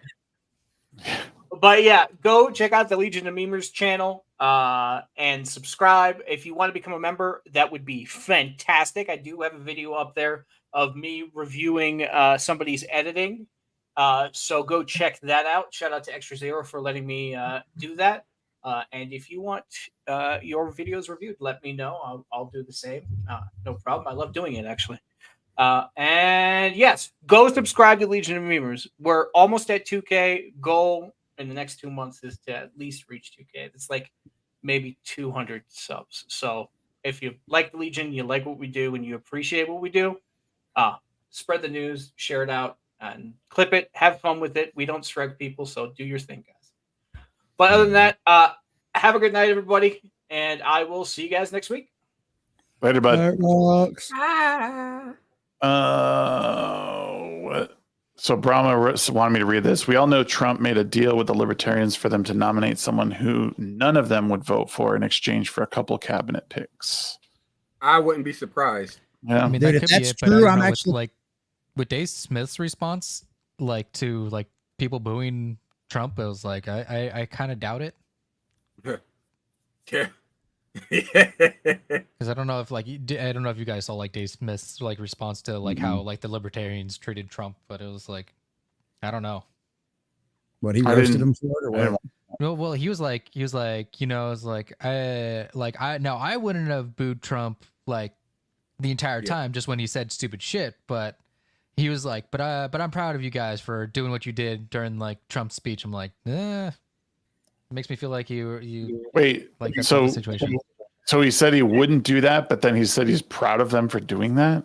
Yeah, essentially, like that's what he said. I think it's one of those kind of statements you make where like you know it's a behind closed door statement, but you made it in public. Yeah. Huh. But I mean, like, I'm kind of the same mentality. Like, I wouldn't have gone out of my way to boo Trump. I would just be like, you know, not give him the applause or anything like that. Just make the room completely dead silent. Mm-hmm. That's what I would have done. Right. They booed in the beginning. Then he said, okay, be happy with your 3%. And they shut up real quick. Well, the thing is, like, and the sad fact of the matter is, like, you know, there are definitely some people who weren't paying attention, but he did say some things that do kind of ring well with libertarian values, and like getting like permanent tax cuts. First off, get rid of tax in general, taxation stuff. Right. That's where I am. He's talking about freeing Ross Ulbright, which is I'm fine. I would be absolutely okay with that. The man's incarcerated for like I think it's 3 life sentences simply for making a website to allow you to buy I guess you could say pharmaceuticals in quotations. Like all he did was set up an alternative, and they shut him down. Said, "Yeah, you got 3 life sentences. Fuck you." And then like you know he was talking about like giving power back to the states, taking it from the federal government, give it back to the states. And I'm like, these are things that like, you know, these are things that can set into motion some good movement towards a freer society. Mm-hmm. But, you know, there's so much booing and jeering and some cheering and clapping and stuff like that, that a lot of his messages got lost. And it just became, oh, well, the Libertarian Party is completely rambunctious. They don't know what they want. No, we do know what, but he's just saying shit that they didn't agree with. Is all. They just reacted wrong. That's where I am. Yeah. I like what Horror said. There was a BS at the convention. People stalling the vote to make some people leave. Candidates throwing their votes, and same bullshit with your average Democrat polls. Yep, that sounds about right. That's average. That's. I think that's going to happen 4 years from now too. God damn. That's such a waste. What's up, Gooch? What's up, Gooch? My fucking went to the gym today. Got to get my swell on. Oh, yeah, man, gotta do it. But I'm like, that it's like right at this time. It's like 10:15. I'm like, holding on. My body's just exhausted. It's like the best feeling. I need to get back to the gym. I've been slacking the last like 2 months. I am so blessed to be in the house of the Squid and Squid Mama because they just got a treadmill. They got a home treadmill, and I'm like, you know what? I'm gonna learn how to use this thing as well as do like my home workouts as it is. I'm getting into like planking and planking variants. It's like I do push-ups as it is. Planks. I'm like I gotta start doing something for my waistline. Yeah, see, I'm lucky. I got like this like desert mountain right next to me that has like hiking trails that I need to take advantage of. There you go. Nice. I just started working out a little bit every day before I get in the shower. I started doing that about a month and a half ago, and just like trying to increase my reps. Like every week or every couple of weeks. I'm just treating it like an RPG. I'm like, just keep my numbers going up. Keep my numbers going up, and I'm happy. Oh yeah. I have noticed. But then you plateau. You got to make sure you don't plateau. You got to increase resistance. And that's variants. Yeah, I'm gonna get all my reps maxed out to 30, and then I'll probably increase my weight. It's probably what I'll do at that point. Yeah. But yeah, it's been fun. I need to eat. I need to start eating more though, because I don't eat enough right now for what I'm doing. Because I got my diet back so much because I'm sitting out here all the time, and now that I'm working out in the morning, I'm noticing like I got to eat more now too. It's funny, because I've been looking at some workout stuff, some fitness stuff on YouTube. A lot of that stuff now pops up in learn how to use the treadmill. Keep up with the pace. Listen, all right. When you spend enough time in the military, you realize that running outside is far better than running on a treadmill. Oh God, yeah, absolutely better. Like you need motivation to be on a treadmill. Like whereas like you're outside, it's like okay, I can't stop. I think that's. Go ahead, Sheep. Sorry. I was about to say, I shit you not. Like I use treadmills, and like I think my max has always been like 8, but or no, I've actually pushed it to 10. When I get into like the last minute or so of my run, like I push it up to 10 and I just start like hiking it. Not hiking, but you know what I mean, like hucking it. Nonetheless, I like the whole thing about treadmill is like you gotta like keep it in your mind that you're gonna be in the same spot for like the next 15, 20, 25 minutes, however long you're on this treadmill. So you gotta get used to looking at the same shit for an extended amount of time while keeping your mind trained on your whole body movement. And that's something that I don't like doing too often. I like the environment to change. I like to be able to like, make a turn or go up a hill, like a slight incline or decline or something like that. I like that extra resistance.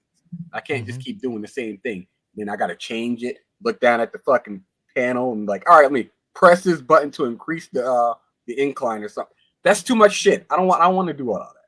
But I got to get back into that mentality if I'm going to be doing like home shit. Like I don't plan on doing running anytime soon because I don't get paid to run anymore.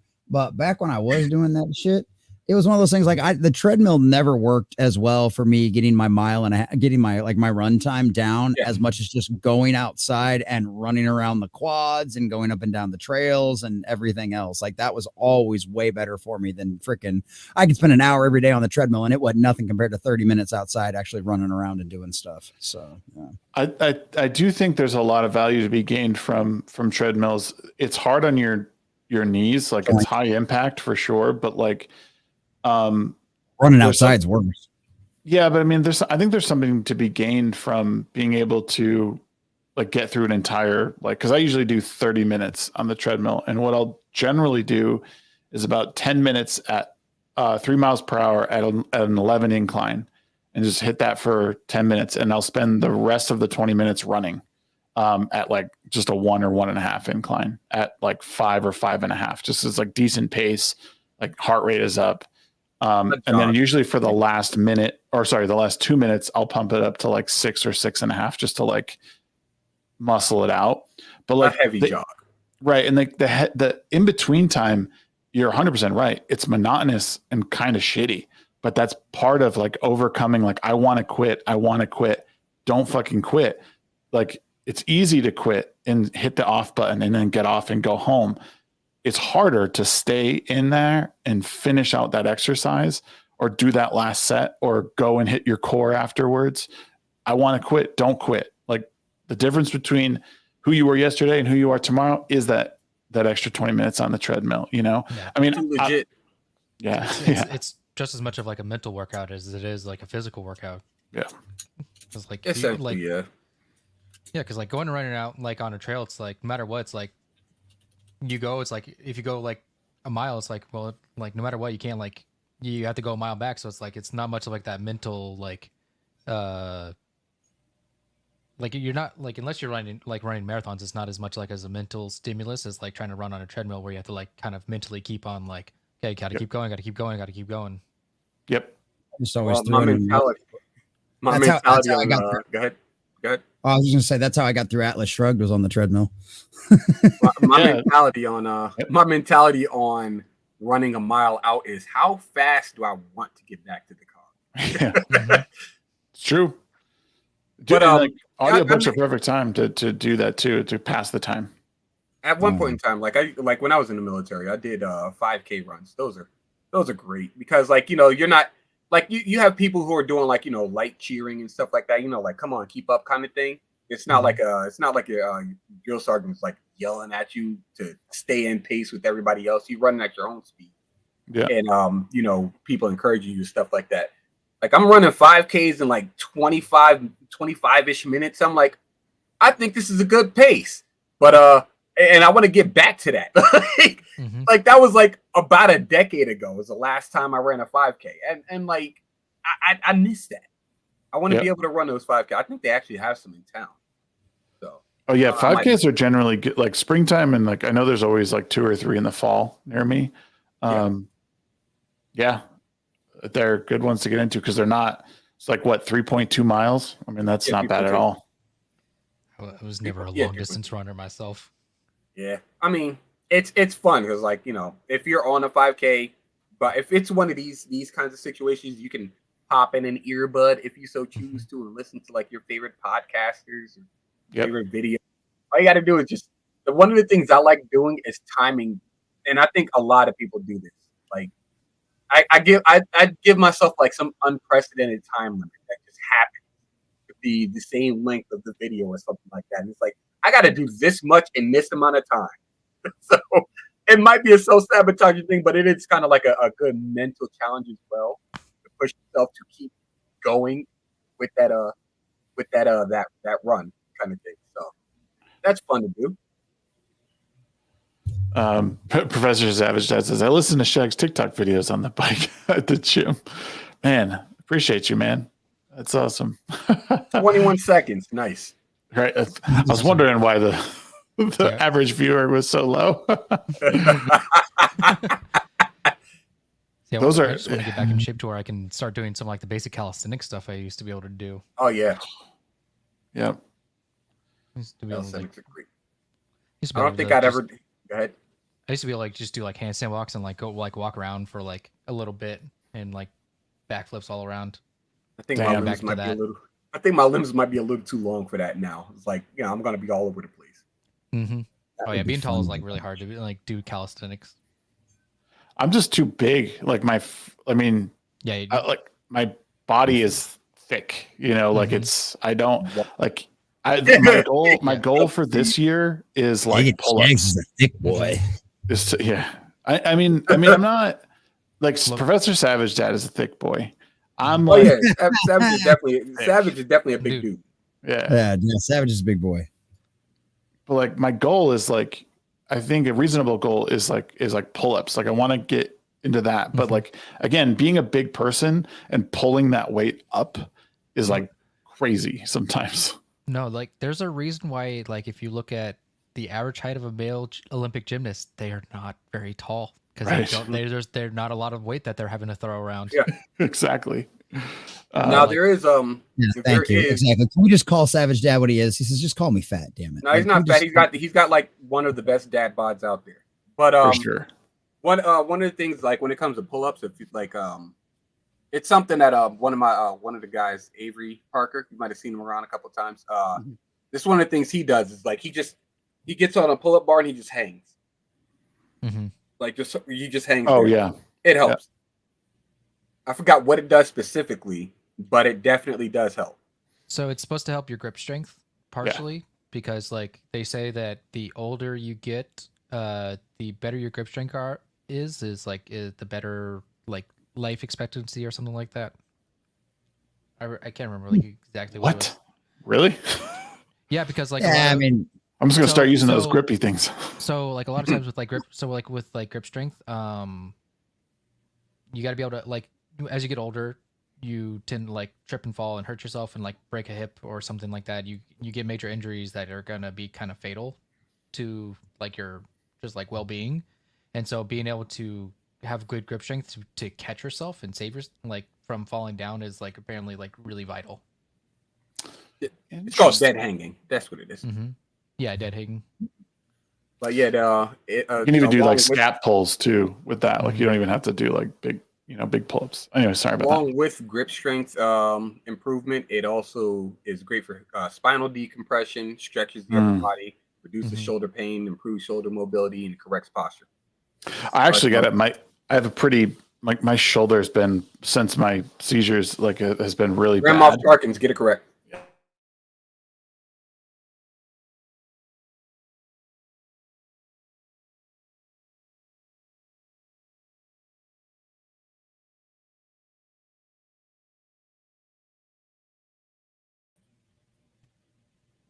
Oh, we're back. Am I here? Hello. Wait, so that wasn't me? That was all of you guys? Yeah, apparently. I just froze on me. No shit. I thought it was me that you guys were glitching. I thought I was the one glitching because it was all three of you at the same time. I just thought my internet went to shit because like it's been like a couple weeks ago. It was just like it was like going out constantly. I was like, okay, is it me? Is it me? My internet seems to be fine. Wait, are we still live? Yeah, we are. Apparently we are. That's what I'm seeing. Refresh. Yeah, we're still. Oh boy. Okay. Because they're saying F in chat. So shout out to StreamYard. We're live. Yeah, weird. We're back. Anyways, I was thinking about getting back in the pool to like just get my shoulder like maybe a little bit back into the motion because I need to get an MRI on it. Is what I need to just see like what's happening because the doctor thought it was just like inflammation, but I can't don't do anything over like anything up higher than this. I don't do. It's too much. So I have like some minor shoulder issues, but it was like I learned that it was actually because I pulled a back muscle, and so I started using my shoulder more to compensate. Nice. So I've been like having to like rehabilitate it's like a muscle just like right around like the shoulder blade. I've been having like try to really target that and engage that muscle so that I'm not using my shoulder muscles as much. Okay. Thanks. Oh, we're astral projecting. Nice. Well done, us. Astral projecting, by the way, ASTRAL. Yes. Astral projecting is something completely different. Astro. All right, my guy. Look, I can talk. It's funny because like, when I was in the military, fitness is one of those things that I was just like, all right, I'll do it because I'm kind of required to. And I got out of the military and I took more of an interest in it. But once the videos started hitting my YouTube, since I started looking at them, I've gotten even more into it. So now I'm just like, maybe I can do this and this and this and this. Make myself look nice, nice and good for my lady because she likes looking at me. So no, that's something that I'm definitely getting more into the practice of. I just got to keep these dogs from like thinking that it's playtime because I'm at their level. Yeah. Hey, you're down here too. All right, so what are we gonna do? Well, I'm gonna work out. So we're playing? No. All right, we're playing. Fucking, now I gotta lock them up or some shit. Gotta let them outside while you go work out. If they stay outside. Professor Savage Dad says stretching is so important to old ass men like us. I am Stretching is good. really bad at stretching. It's something that's I need to do better. I need to do better. Do better. The do better's worth. That's the thing is it's really hard to stretch out like the muscles around the shoulder too. It's not an easy thing to do. No. Because of like where they are specifically. It's not exactly like something. Well, that's even that's why swimming a lot of times and it can be really it's light on the joints, but like the rubber bands, the band, and obviously it's good muscle workout. The bands, I do bands occasionally. I had to do them in the past because I've had surgery on my right shoulder. But I don't, I'm 30, I'm gonna be 39 years old. I don't want to have surgery on my fucking shoulder. Again. Yeah, like it's the other shoulder, but like being incapacitated for like basically 6 months sucks. Like, yeah, you don't know how much you use your shoulder or joints until you can't use them. And your shoulders, use it a lot, and it's all attached back. Even you were saying, Reiken, like stuff in the back. Like that's the funny thing about the human body in general is like you don't realize until one of your parts stops working, or until like you have to take a break with it. How often you realize how often you use it. Like if my brother, for example, he broke his arm, and it was his right arm, which is his dominant arm. So a lot of the stuff that he did for a while was just like it was just bad, and then the same thing happened with his leg. You walk a lot, and something that you're usually grateful for, but once that goes away, you're like, I should have been more grateful. It only takes the debilitation of one like limb or ligament or some shit like that, and like that. Yeah. Look at that. If your 16 ounces at a time, boys. Let's go. No, that's a decreasing number. Yeah. Well, and it's tough too, like if you don't like take care of like that injury, because it's just like a chain reaction. It's like you hurt one thing, and then you're gonna hurt another thing, and then you hurt another thing. It's like you gotta. Yep. You gotta get it back into shape, essentially. Mm-hmm. Exactly. Yeah. Hate it. Gotta love being a human. Anymore. So what? What is this link that someone put in Rumble? It's a troll. I don't have the ability to nuke them over there, though. Oh. You have to do that. I probably do, but I'm not over there. So is it like he didn't even add emojis over there? I doubt he took the time to go add any mods. Mm-hmm. What? What? Huh? What? Huh? Do I know your favorite color? What is the video even? I wonder. Nah, dude, don't click on. No, I'm not going to click on it. It's not even a YouTube link. It's literally u2.be. Like, what is it? Yeah. That's how you get your shit said. That's how you get Grant Gregory. Don't do that. Yeah, exactly. Don't do that. True. Shit. True. Later, bitch. To disable like links for people that are not like or like let the streamer be able to disable links unless you're like a mod or something. Yeah. Yeah. Anybody ever go check out the nudes in the bio from these bots on Twitter? No. Did you actually click that link? No. I'm just asking because I see it very often. Either nudes and bios or like full ass pussy pics. It's wild as hell. I always love it when you get that random like on one of your stupid ass tweets that nobody else is with, right? And you go to look at the profile of the person who liked it because you already know, right? It's got to be a bot, right? You look at it, you're like, yep, link, yeah, pictures in the profile, yeah, link in the DM, like file made 2 months ago. Yeah, exactly. 0 followers, 0 following. Yeah, okay. And then like the handle is like something like Layla 427734883. We're like, okay, bullshit. Last week or 2 weeks ago, maybe I joined the Kick official Discord, and they had like an introduce yourself. So I just like said hello or whatever. No shit, probably. But the week following that, 30 messages and friend requests from like all these fucking like promotion accounts that are like 3 months old. I'm like, you don't even you haven't even been on Discord for more than 3 months. Like, who are you fucking promoting? Like, oh, well, you got to add this person.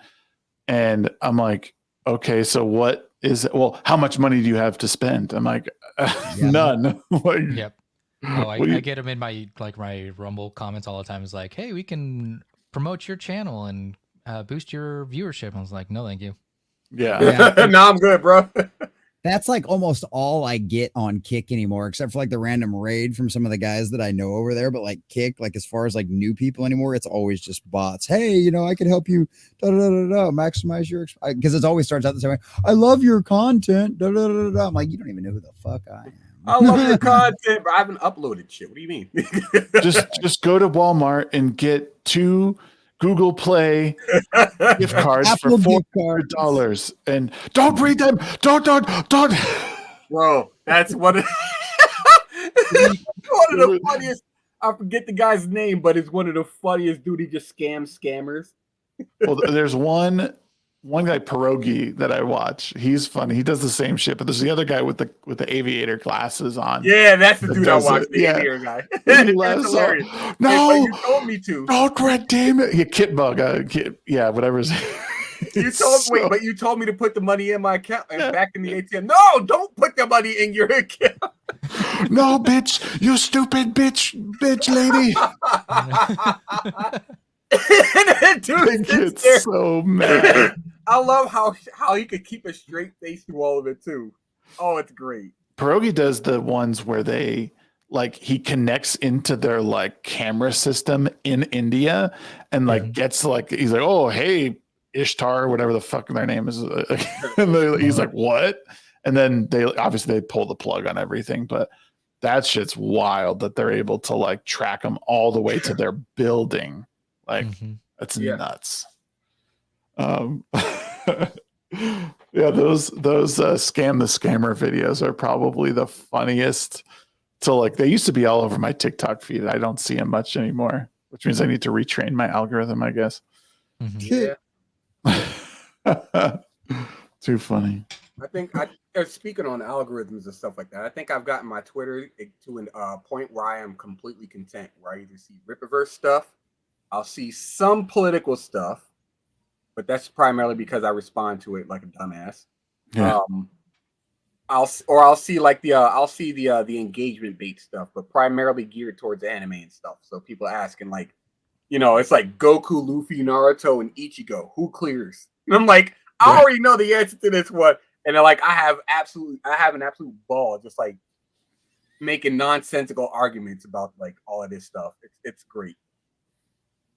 So if I start to see some libs of TikTok shit pop up on my feed, that means I have to do something else. Just scroll right by. God damn it! Right, I don't want this, Elon. What the fuck are you doing?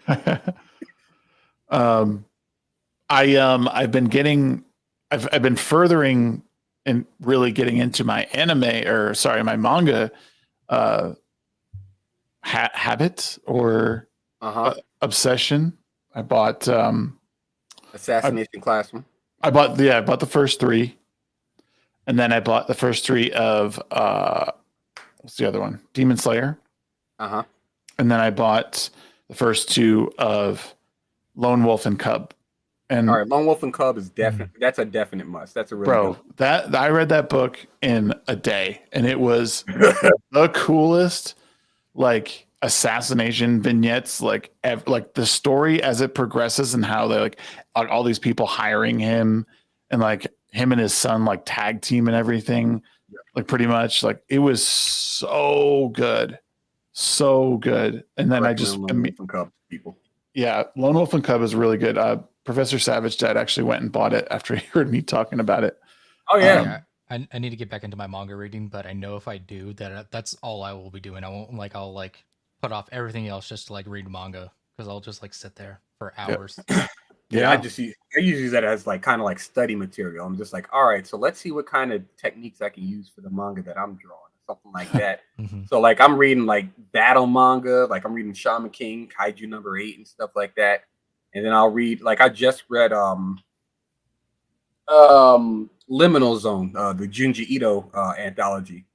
And I'm learning more about how to implement horror aspects and stuff. What I'm doing with my manga, it's gonna be a multi-genre thing, because it's based off of so many different personalities. So I'm aiming for something very wild and very uncouth, But like I hope people like it nonetheless. Either way, it gives me more of an excuse to buy more manga. So there's that. Nice. Yeah, I just like, for whatever reason, I really enjoy. I mean, I know I've liked it in the past. I've read, I think 5 or 6 of the Battle Angel Alita ones. I read them on my tablet though. I want to go back and actually like buy them. And I haven't. I do want to get into. I think I will eventually get into One Piece. I'm trying to avoid the ones that are like 8 million issues long. Well, you only have a couple of those to worry about. Yeah, like Assassination Classroom is fairly short. I do know Lone Wolf and Cub is pretty long. Like there's 7 omnibuses, and there's like I think 16 books per omnibus. So that's a lot, but yeah, I don't know. I'm just super excited. What the hell? So Raiken's wanting to get back into manga. Yep, we're gonna make him eventually. He's like, it's all he's gonna do. And I got like anime posters. Look, I'm fine with that. I think I got it. Do I have any? No, I don't have any anime posters specifically. I just got like a few like F&T posters, like promotional posters. I got some Ripperverse stuff. And I have some Marvel stuff as well.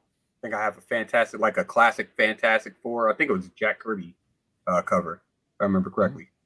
But yeah, I surprisingly haven't put many posters up. Like Amarad and I want to put some up, put them on like these magnetic sets so we can just change them at will, as opposed to trying to set up more tape or some kind of adhesive on the back or some shit. Yeah, so like once we actually get something set up in that manner, it's gonna be on like Donkey Kong.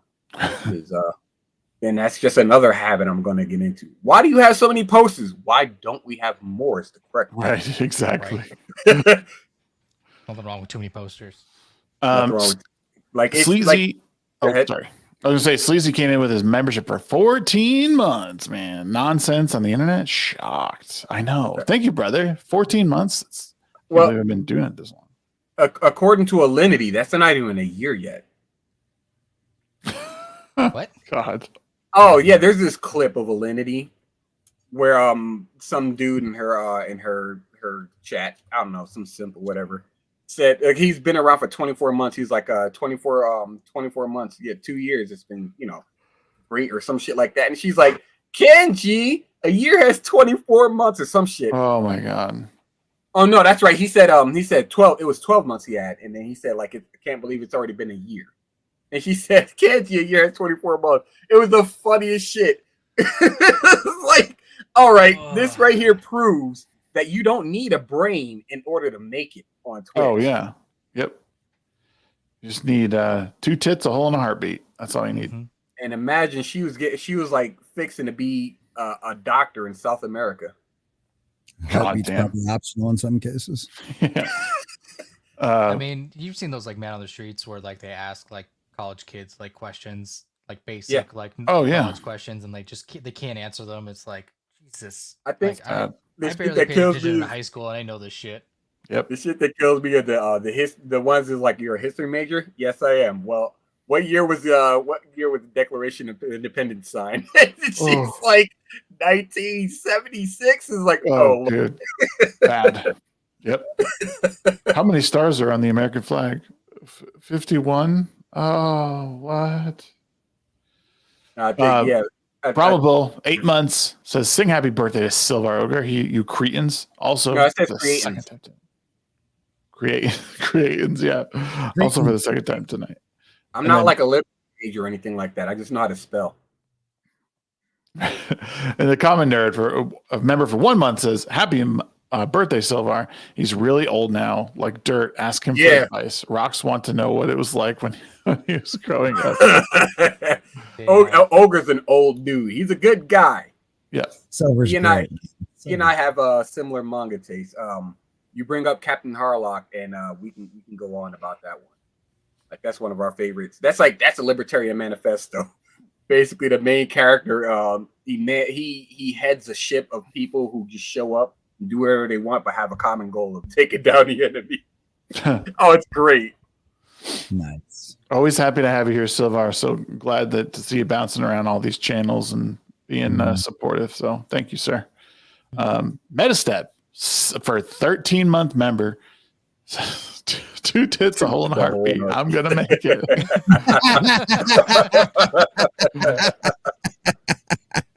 Good grief.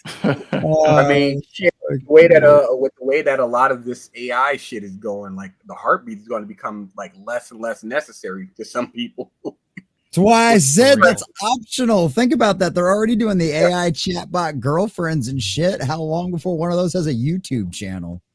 You know, I was listening to something already. Yeah, I was listening to something interesting about the AI stuff, and that really what AI is now is essentially a glorified autofill, is what it is. Yeah. And one of the things they're having a lot of issues with, I wish Mr. Grant Gregory was here because he'd be better at explaining. He would tell you to shut the fuck up because you don't know what you're talking about. No. This comes right from like, these are people that were talking about it as like experts, like they're involved with like developing and working with AI. And then essentially, the experts are they're all quacks. But essentially, what they are right now is just that, and that they're very, very limited, and they don't fear the Skynet version of things, because training an AI is difficult in that, like, you give it a task and like you're trying to teach it a task of like something simple, like hold this ball, or like give me a picture of a person holding a ball. And what like will end up happening is like you'll give it all this information, and it takes in the information, and what you realize is if you just like kind of spin like the picture or whatever, like a 3D model or something, and spin it, it's not actually holding the ball, it's just like whatever angle you're looking at the thing with, like the ball's just in front of the hand. So you're trying to teach it one lesson, but it learns a different one. Does that like make sense? Like, so like teaching it empathy and all that stuff is really, really difficult, because it's like, well, whose empathy are you teaching it?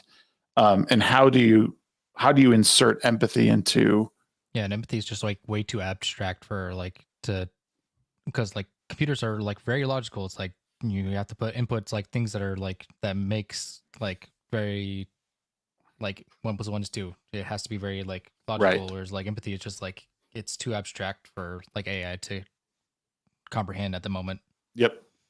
And the processing power that is required, I think, is something that's bottlenecked right now. And I think Grant was talking about this a little bit with me, and then he was on Adam Krigler's show, I believe, yesterday. They talked about it. So check that interview out. But yeah, processing power is bottlenecked right now in the United States. Like we don't have, we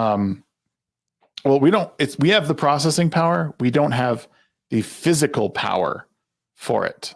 If that like the processing power is too, there's too much of a demand on the grid right now for like all this AI stuff to like the really morphin grid. It's a Power Rangers joke. Go ahead. Well, like I know, like with like a lot of like the supercomputers, like you have like in order for those like processings to work, is like you have to like super cool those computers so that because like otherwise they run, or in order for like the information to transfer super quickly, like you have to super cool those like the computers. Yep. And that takes a lot of energy just to cool those computers like down to like, or those like CPUs down to near zero, so that it can process those like things at super high speeds. Yeah.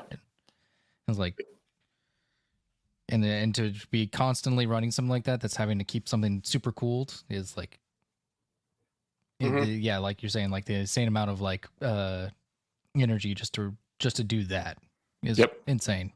Well, they also said that the like right now they're trying to power a lot of that stuff with wind power and solar power, which doesn't there's not enough kick in that. So they're trying to look into What's Like, that? you can't store it, one. So you have Right. to like, and you're having to like constantly like, so like you're relying on stuff that's not reliable. It's not always sunny. It's not always windy. No, exactly. And what they're actually looking into a lot is they're looking into nuclear power, but like smaller nuclear power. So not like better than everything else. But totally. It's completely. I mean, it's completely renewable. The problem is the optics of nuclear are never good. They're Chernobyl. That was somebody else's fuck up. What are you talking about? Right. So, go ahead, Reiken. What was explained to me with the problem with like Chernobyl and the problem with like the Japan one is like when Japan was near an ocean, earthquake happens, tsunami happens, it's going to hit that nuclear power plant. Chernobyl was run on completely old systems that didn't have where they couldn't.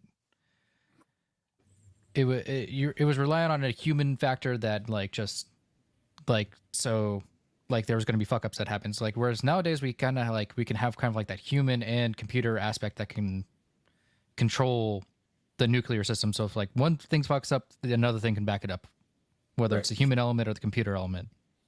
Well, not like that. I know like the Chernobyl, a lot of that had to do with just the maintenance and the shoddy work and everything else they had to do. And just, I mean, it's communism building a nuclear reactor. What exactly did you expect to happen?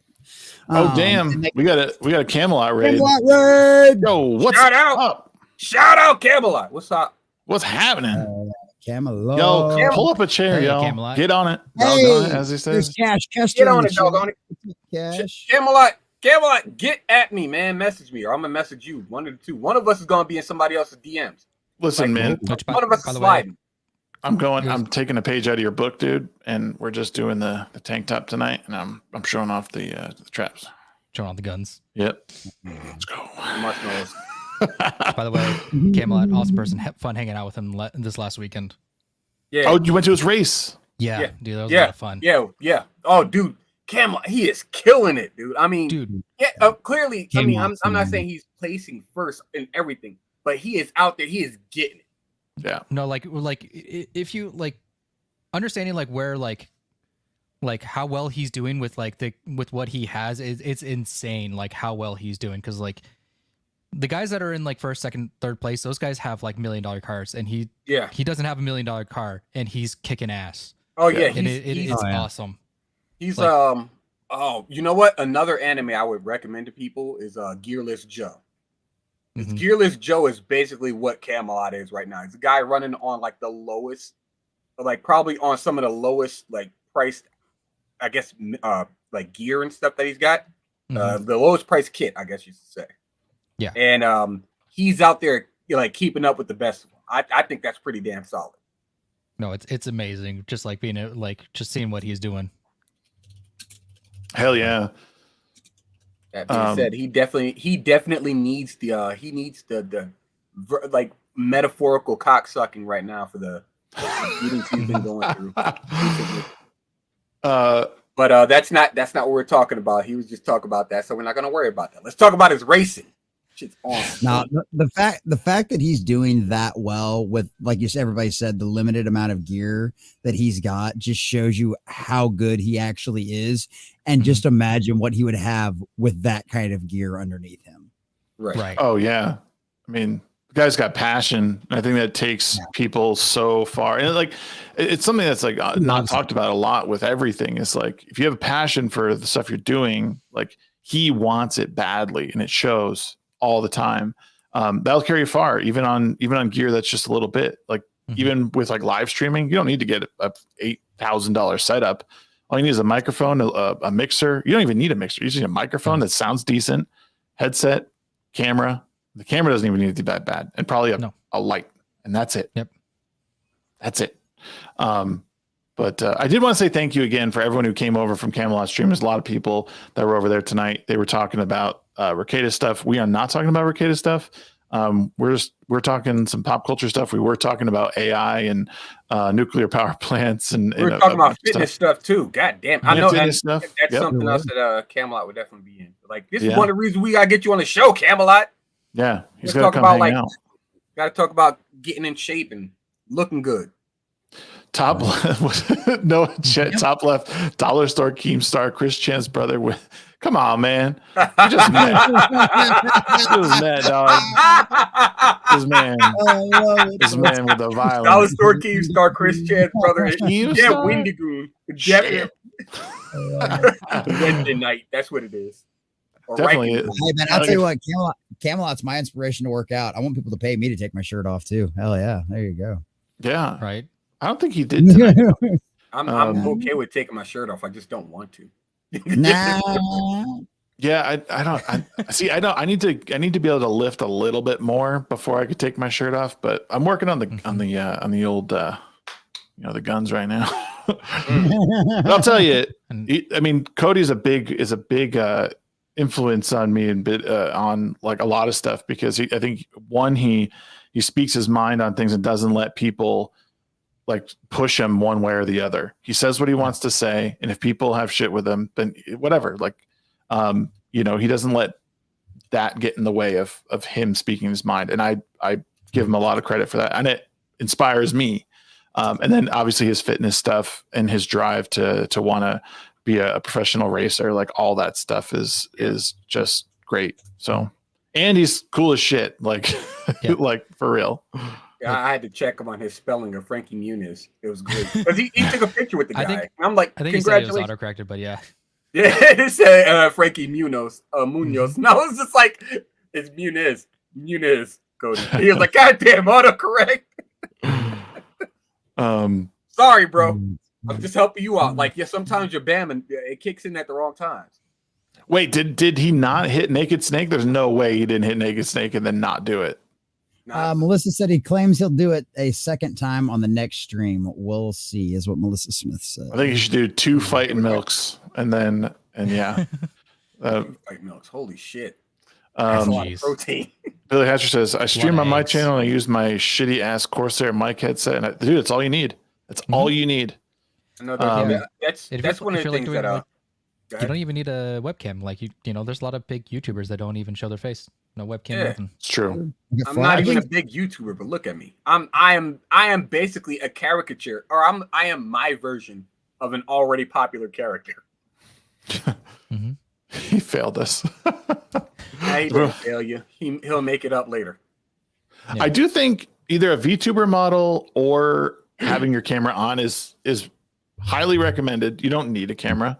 It is highly recommended, but I know people are worried about being doxxed. It just depends on what you're talking about. Like if you're talking about stuff like culture, politics, and you work public facing, might not be great to show it, but like also I feel like you're a woman, you don't want to be like harassed by a bunch of dudes. It's kind of true. That too. Like it's easier just to do like a VTuber or no cam.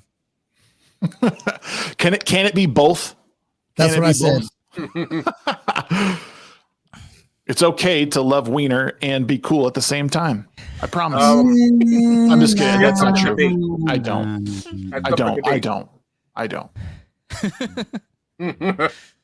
Yeah, and Tug doesn't show his face, and some people don't, and it works for them. If you're gonna do it, you have to. That has to be your thing. I think all the way. Yeah, all the way into it. Yeah, prove it. You wish. Look, that's gonna be on my one of my trading cards. It's gonna be my quote on one of my trading cards. It's gonna be prove it. Yeah, I have a lot of those. Go for the good mic first. Yeah, I think good mic is like probably the very first thing you need. Or just learn how to like really fine tune like a shitty mic. Yeah, what you can do. Yeah. Either. Go ahead. Jinx. Somebody speak. What I was about to say is instead, like one of the things that a lot of people do is they try to go for the best mic, and what you should do is get something that's like that works best for you. There's some people that they rock well with like a Blue. There's some people that rock well with a Shure. There's some people that rock well with a fucking a Turtle Beach headset, and it's like they just do what they do as long as the people showing up enjoy the show. I think everything's good. You just need to know what you're talking about, because like when I started streaming like a very long time ago, way back in 14, 12. Way back, there was like everyone had a shitty microphone. It was like there was no Shure SM7B that everyone used. It was a Turtle Beach headset, or it was, I think, the best webcam. The best microphone on the market at the time was the Snowball, and what was the other one? The one above that was the blue, not the Yeti. The Yeti. No, the Yeti. The Yeti was like the best. If you had a Yeti, you were a fucking streamer. Like I had a Yeti. Dude, I got monetized the first time on my Yeti, man. Like I had that Yeti. That Yeti was the first thing that was the only really expensive thing I invested in it the first time. And even then, $125, which doesn't sound much when you start really looking into like, fancier things. Thank you, Quarter Black Garrett. I love you. That's Gay. Yeah, gay, very gay. But yeah, I mean, that's hell. Those things, they were great. I mean, hell, mine didn't really start acting up until like the last year. That's because I've been screaming into it for 3 years. Sounds like a skill issue, Billy. Jesus Christ. Now it's funny because, like, speaking on skill issues, like I remember trying to stream, not stream, but like record video games and shit like that before capture cards were the size that they are. Like you get an Elgato that's the size of a phone, a smartphone now. Yeah, sometimes smaller. I was using. This is back when we had when every TV still had the AVI setup. So yeah. So I got like I had that big ass like fucking VCR size recording machine. You plug into the back of the damn thing, and you plug into the 3 cords, the red, yellow, and white, into the TV, and you run with that. And then you got to figure out how to get the audio with the video, put them together because they record separately for some fucking reason. and then you got to layer on your own commentary on top of that shit. Dog, I was in the fucking trenches back in the day. Yeah. Shit's so fucking easy now. I'm old-ish. Clearly. The thing is, though, is if you can do it on stuff like that, you can do it on the good stuff. And it, like I said, the cost of entry is pretty low when you think about it.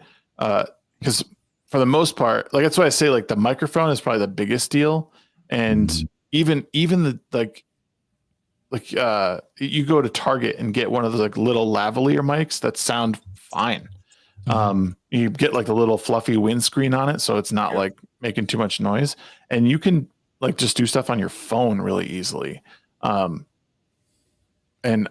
But yeah, barrier to entry really low. You can make good stuff as long as you know what you're talking about somewhat. We're at a point where, despite Zack Snyder's terrible directorial skills, he does some great ass shots with a fucking iPhone. That's impressive. Look at A, dude. He did it. He did like this. He did this whole like tutorial like on the internet, like as like a YouTube video or something. Like he's like, let me show you what I can do with an iPhone. And like he showed like these comparison shots of like, this is what I do with a $35,000 camera. This is what you can do with your iPhone. It's all about lighting and like doing these slow things. And he's like, he was right. It's like, it's so Billy, capable. We were just talking about Kipuga. Like, oh man, before all of you came, we were just talking about him and how hilarious it is because someone posted like a shitty link on my Rumble channel. And then I was like, oh, the guy was probably gonna, or no, the promoters that were in my like DMs on Discord were like, oh, just go to Walmart and get me 2 gift cards for the Google Play Store, and then it just made me think of him. So nice. Yeah. That is fucking great. Holy shit. Oh, Glorious. I know. I'm trying. My life was $30 and got Razer. I got a Razer Keo used for like $20. Yeah, dude. Like I said, so many things. Right now, use Razer Keo with the light ring. Yeah. Oh, nice. It works. Is that like the camera or something? I don't know. Yeah. Razer. Oh, okay. He's also gonna have a collab with one of the guys on his stream tomorrow. Where on Camelot or Kitbuga? Both. Yeah. I watch. I don't watch his long form streams. I watch all his like TikTok stuff. On Twitch. Nice. Yeah, I spend most of my time now, if I'm watching anything YouTube related, either listening to like EFAP, because they usually don't require you to look at the screen. Right. I listen to like Gundam, obviously Gundam or Disparu or somebody that I enjoy their personality. Obviously Gary, They're erotic. So a lot of the people in this space, primarily, I never listened to that one dude with the fucking like shades and hat. That dude's like he's garbage. But otherwise, I'm pretty sure I'm not subscribed to you. Now that I'm thinking about it. Yeah, that's why I don't see your fucking videos. I'm still not going to subscribe to you. Billy, Nonetheless, you should be. I mean, you're not going to get banned if you do. You're allowed to. I trust you. I know you're a mod for Camelot, so you're fine. And Hypnotic is another one I just started watching recently because all he does is just spit facts and dunk on people, and it's funny as hell. I enjoy a little bit of shit stirring every now and then. Oh yeah. I think that's just kind of how it goes now. As much as I might not agree with some of the shit stirring, it's I think it's fun. I don't know. Like last week we were talking about, we were just dunking on who was that? Last week? Was it last week or the week before? We were dunking on Tom Holland and that what's her name? Or the chick that's in the Romeo and Juliet. And we're just I don't know. It was one of these shows. I don't think it was last week. It was I think it was the one with Hypnotic, wasn't it? Either way. It was last week because I was like, can't we just say she's an ugly bitch? And you got Shags was all trying to be democratic about it. He's like, no. I'm like, dude, she's just ugly. Some people are just ugly, man. It's okay to say that. I was gonna try and bring up a picture, but everything was crashing at the same time. But there was actually an angle of her that actually looked really good. And they had it was good chemistry between them, visually. So, yeah. Hold up. You can't say that shit so brazenly, Shags. What do you mean there's a good angle of her? I'm saying that her blackness didn't get in the way of her being ugly. There you go. Okay. That's what I'm talking about. These goddamn German shepherds. No, I'm joking. Nonetheless, canceled. I'm not I can't bring out your Drex, man. Shit, smash it, the like button. Smash that like button, yeah. Let's get all them likes. Smash the like button it treated you wrong. Nonetheless, smash that like button like it's a cute ass, like it's sheep's ass. Smash that like button like it's your stepsister. All right, let's go. Whoa! All right, Alabama boy. I thought you lived in Utah. When you start playing banjos for YouTube, right. Melissa, costs nothing to like a stream. Exactly. Exactly. Well, it costs a single click, and those are like a dime a dozen. Right. Well, it doesn't cost you anything to share it out on your social media platforms either. It doesn't cost you a thing. That costs you a little more than a dime a dozen, but it's still worth it. But I it's funny because like Tom Holland, people who have been in Marvel movies, for example, like Tom Holland, whatever the dude's name, Captain America dude, even Chris Hemsworth and Henry Cavill as well. Despite them having these big ass roles, are proving with their newer roles, they don't exactly have that pull that you think they would. Was it Ungentlemanly Warfare? Despite that movie being good, didn't get that much praise. Look at Tom Cruise, Last Action star. What was that? Dead Reckoning Part 1? In comparison to Maverick and stuff like that. Tom Holland, the new Spider-Man, this, that, and the other, and it's like, the hell else is he doing? Who cares? Yeah. Same thing with Ryan Gosling, and people love Ryan Gosling. Can't get enough of the Goss. And he was just in Fall Guy? Fall Guy. And Fall Guy was a great movie by any viewer standards, and it's not doing that great. It's primarily because it's such a shitty pivot, but I'm taking it anyway. It's primarily because Hollywood has hit a point where they put out so much shovelware that the audience has become lethargic. They just don't really care much. Well, the other thing is it's just too expensive. It's for the amount of money you're spending just to go to these movies that are just mediocre, it's just not worth it anymore. Nobody wants to nobody wants to spend $20 a ticket or $15-$20 a ticket and then have to spend another $15-$20 on some snacks. It's no. Yeah. I mean, most of the time, you're talking especially if it's two people, you get snacks and something to eat too. You're talking damn near minimum $100 most of the time going to the theaters, and you're going to spend that on an action movie that you're not 100% sure about that. There's no way, that's why you only see certain movies doing just absolute blockbusters, because guess what? It's the economy, stupid. So yeah, I went and saw Garfield with my kids. My kids wanted to go see it. I'm so sorry. What'd you think? I'm glad I went to a matinee. There was Oh no! Take your kids to a matinee. The problem is kids nowadays don't know who Garfield is.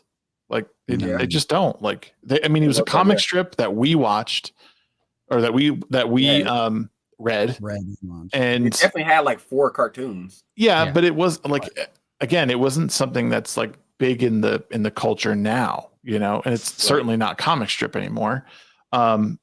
The animation seemed fine, but there was Illumination. I think so. No, it wasn't. It was like 5 different other studios. It was a really weird. Yeah, it was weird. But it's not. It was unfortunate. What's even more embarrassing is that something like Furiosa couldn't blow that movie out of the water. That just makes me laugh even more, because people were saying it from from Fury Road. It was just like all they did was go outward and then come backwards. Like they didn't do anything in the fucking movie. And it's like, Max didn't do Max shit. He just sat in the car the whole time, or he was tied to the fucking hood. He wasn't Max. He was embarrassed, is what he was. Yeah. So, a lot of people, they're like, yeah, Furiosa, she finally gets her own movie. And then it happened. Like, why hasn't anybody seen the movie? Well, multiple factors. You want me to go down a whole list or just give you the bullet points? Like the main bullet points? Well, and here's I gave it a decent review of I think I gave it 35% out of 100, because that's not decent. No. I gave it the rating I gave it because my kids were happy when I left and they sat through the whole thing. And that's it. Unfortunately, whatever talent was in there was wasted. It was very forgettable. The whole father-son story was mediocre at best. And it started and stopped the plot so much and kind of rehashed the same issues over and over. A father-son plot. It's just a cat who wants lasagna and the owner that hates him for it. What more do you need? So exactly. So the whole thing starts with Garfield getting left in an alleyway. So here's the even funnier thing. So Samuel L. Jackson plays his dad, right? The voice of his dad. Oh Lord. Leaves him in the alleyway. Doesn't come back. Black man left him. Exactly, dude. He's looking for some milk or a pack of smokes. Which did he tell? I was like, oh my God, that's fucked up. So, but that's fine. Black girl magic. He ain't got no morals. Go ahead. Garfield wanders across the street and gets pizza, and no, that would have been a great ending to the movie. Would saved a lot of money probably. And then that's so. Then it flash forward. 10 years or whatever, and or not even whatever, a couple of years. Smoking man, shut up. And then all of a sudden, Garfield gets captured by someone for some reason, and the dad comes in like a ninja and saves them, and then it's spills the beans. Oh, this is the dad. It's the weirdest movie, and you're like, why did this even need to happen? And as you might imagine, he didn't actually run away. He just went down the alleyway and then didn't come back. This is why I like the Sonic movie more, because Sonic had to leave Angel Island. Because his life was in danger. His caretaker put him in another dimension and said, you'll know how to use these rings when you can't really use them. So he was just abandoned for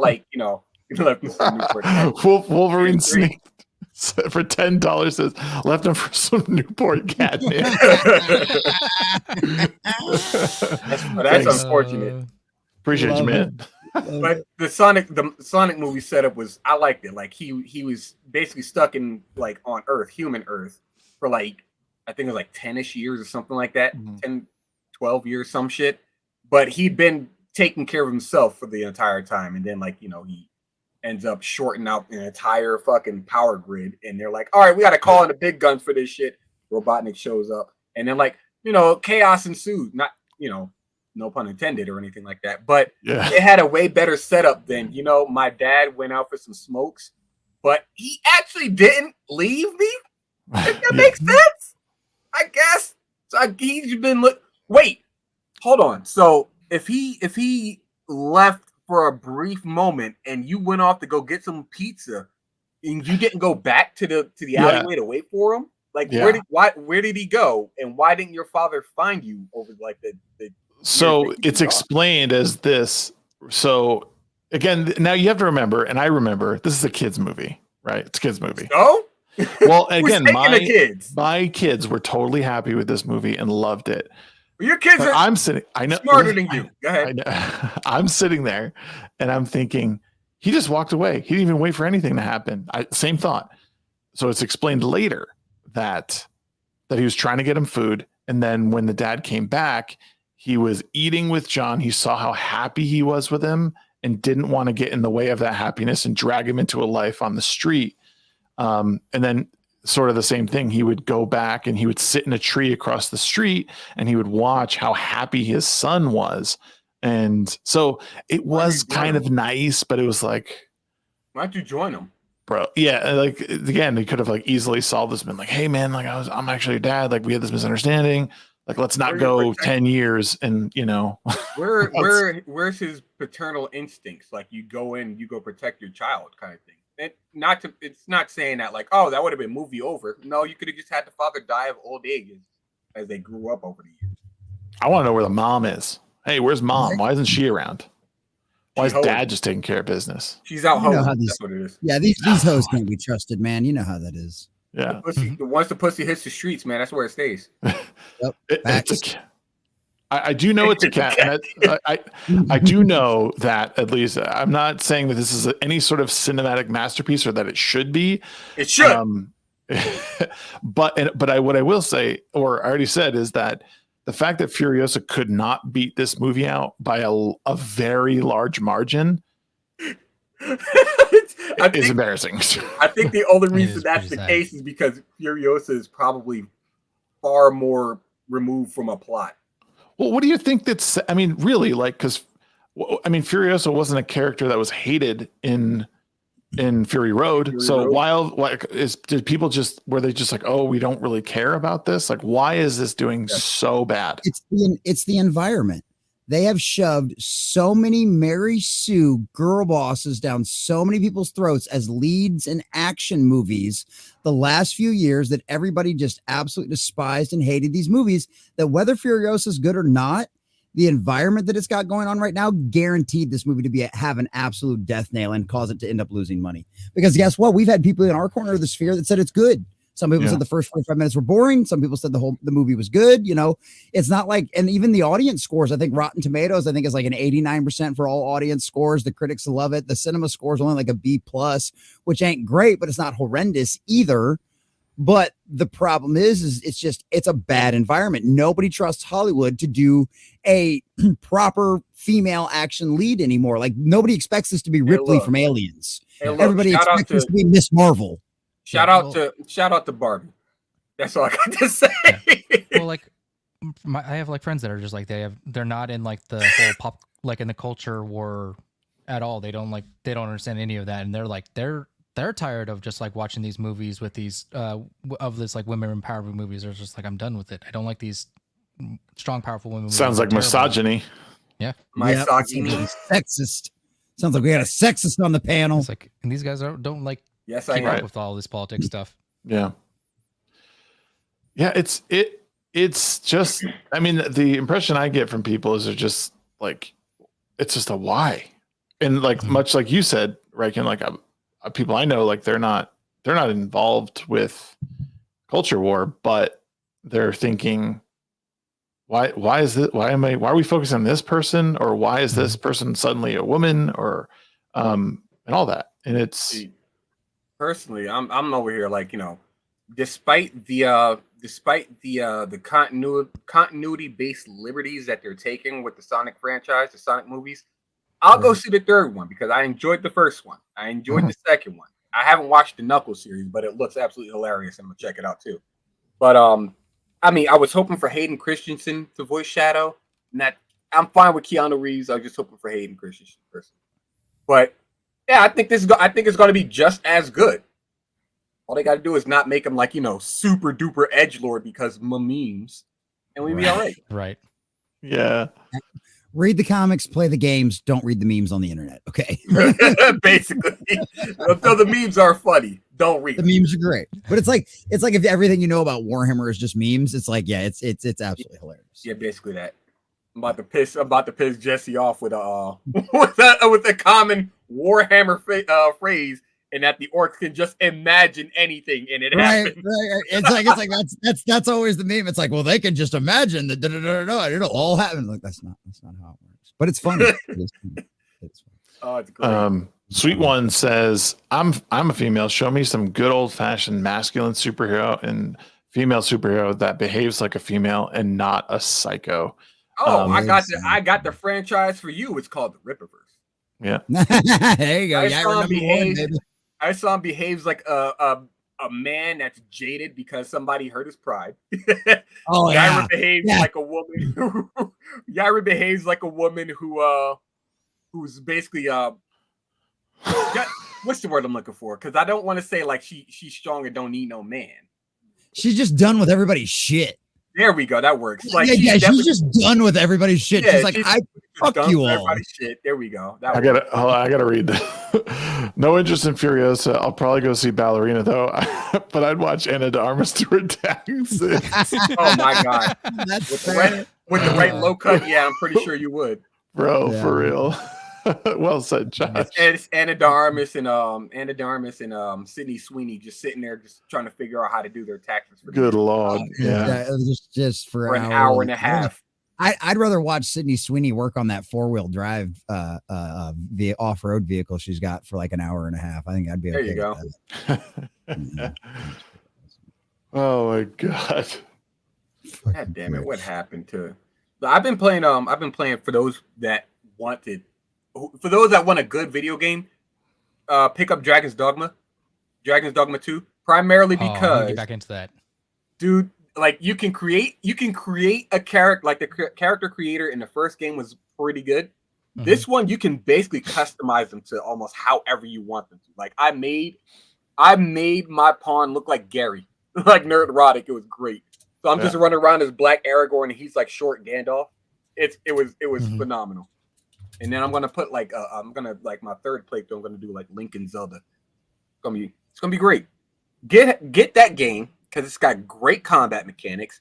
The story is absolutely stupid but pointless. But there's a lot to do in the world. That game has 2012 graphics. Yes, it does. Get it anyway. It still plays really well though. Like even I had booted up Dragon's Dogma, and it's good, man. Like it's a good, like if you've played the hell out of Skyrim and never played Dragon's Dogma, like it's Dragon's Dogma looks leagues better. It's definitely much smoother than but I mean there's less to do in Skyrim. I mean there's less to do in Dragon's Dogma compared to Skyrim. But the combat is just so much better and more fun. It is. Oh, it is. Yeah. It is. It's so great. And I'm so glad that they use the same engine, the RE engine, I believe it is. They the same engine they use for Monster Hunter World. They use with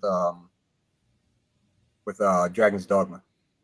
But one of the things that I'm one of those people, like when it comes to gaming, I don't care about having the best looking graphics and stuff like that. I just need things to be comprehensible.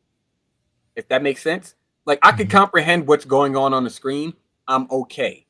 Because I'll play 8-bit games. I play 16-bit games. I play fucking 64, like low polygon shit, like from the 64 and PlayStation 1 days, and playing fucking Ape Escape, where everything is just like oblong ass shapes and a net attached to like that oblong shape, trying to catch monkeys and shit. It's great.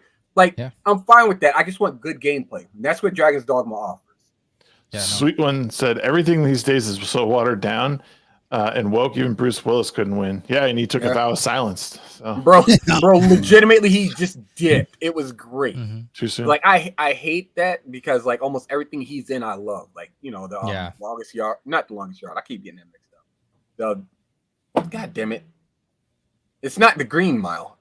Or is it the longest? Is it the longest yard? No, you're the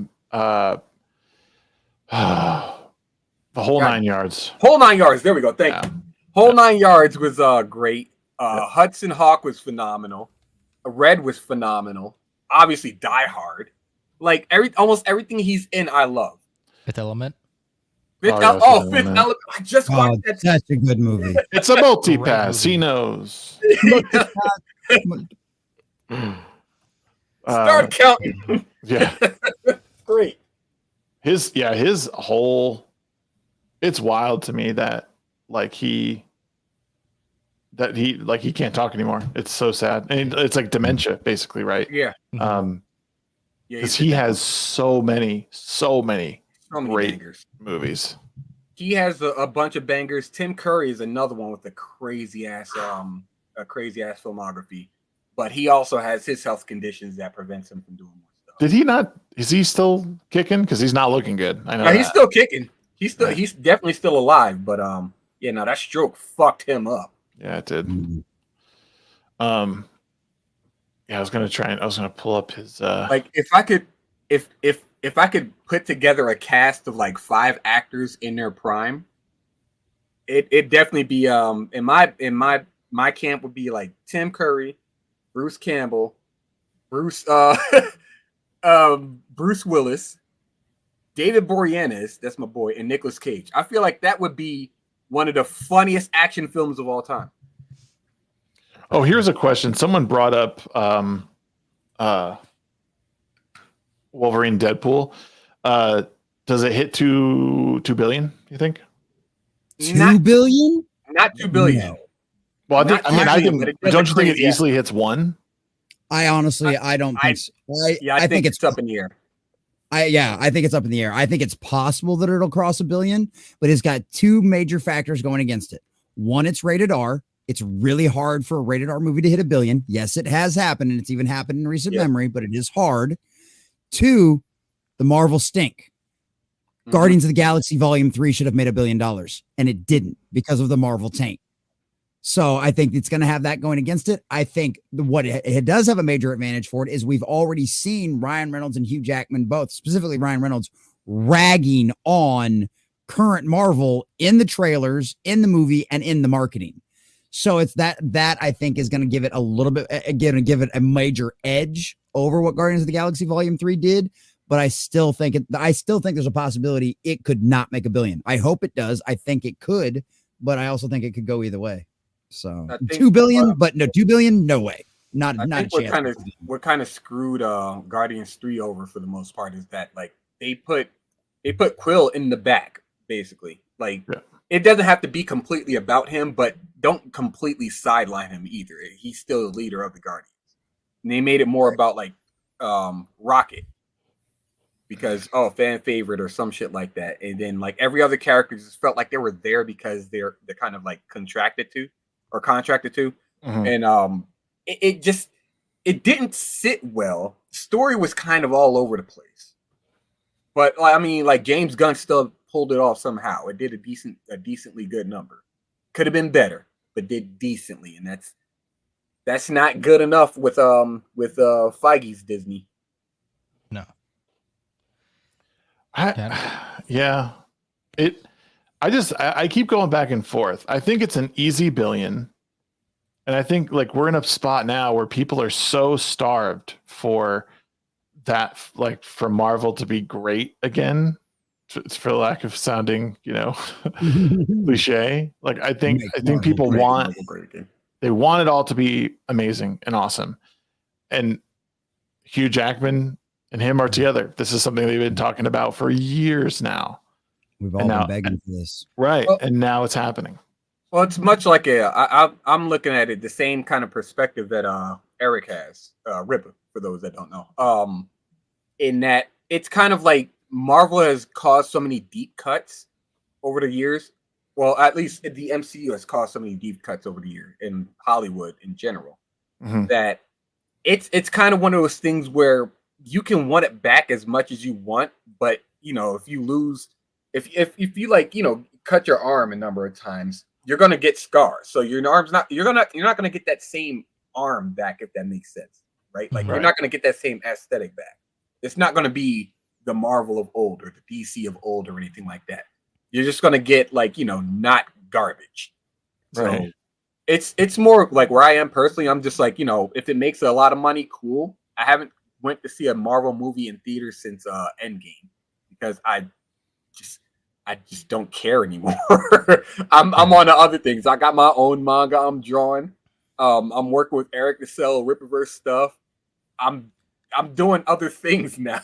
I got my energy towards somewhere else. They've already burned me enough times, and I'm just like, all right, I get the point. I get it. It's not for me. And I did. Silvar says, even if go ahead, Raiken. Sorry. I was just gonna say, I just think overall, like, good or bad for like the Wolverine and Deadpool movie, I think it's just like if it came out like a couple years ago, I think it would do like $1 billion. But because it's coming out now, it's just like I don't see it doing $1 billion. If it followed right behind what is it? Not Multiverse of Madness, but Far From Home. Or No Way Home. Oh yeah, No Way Home. Yeah. There was no way it wouldn't. It would have. Yeah, that. Then there might have been an argument for like $1.5 billion at that point. Yeah. If it followed behind No Way Home, especially if they would have made like a Spider-Man cameo, absolutely would have it would have hit 1.5 billion minimum.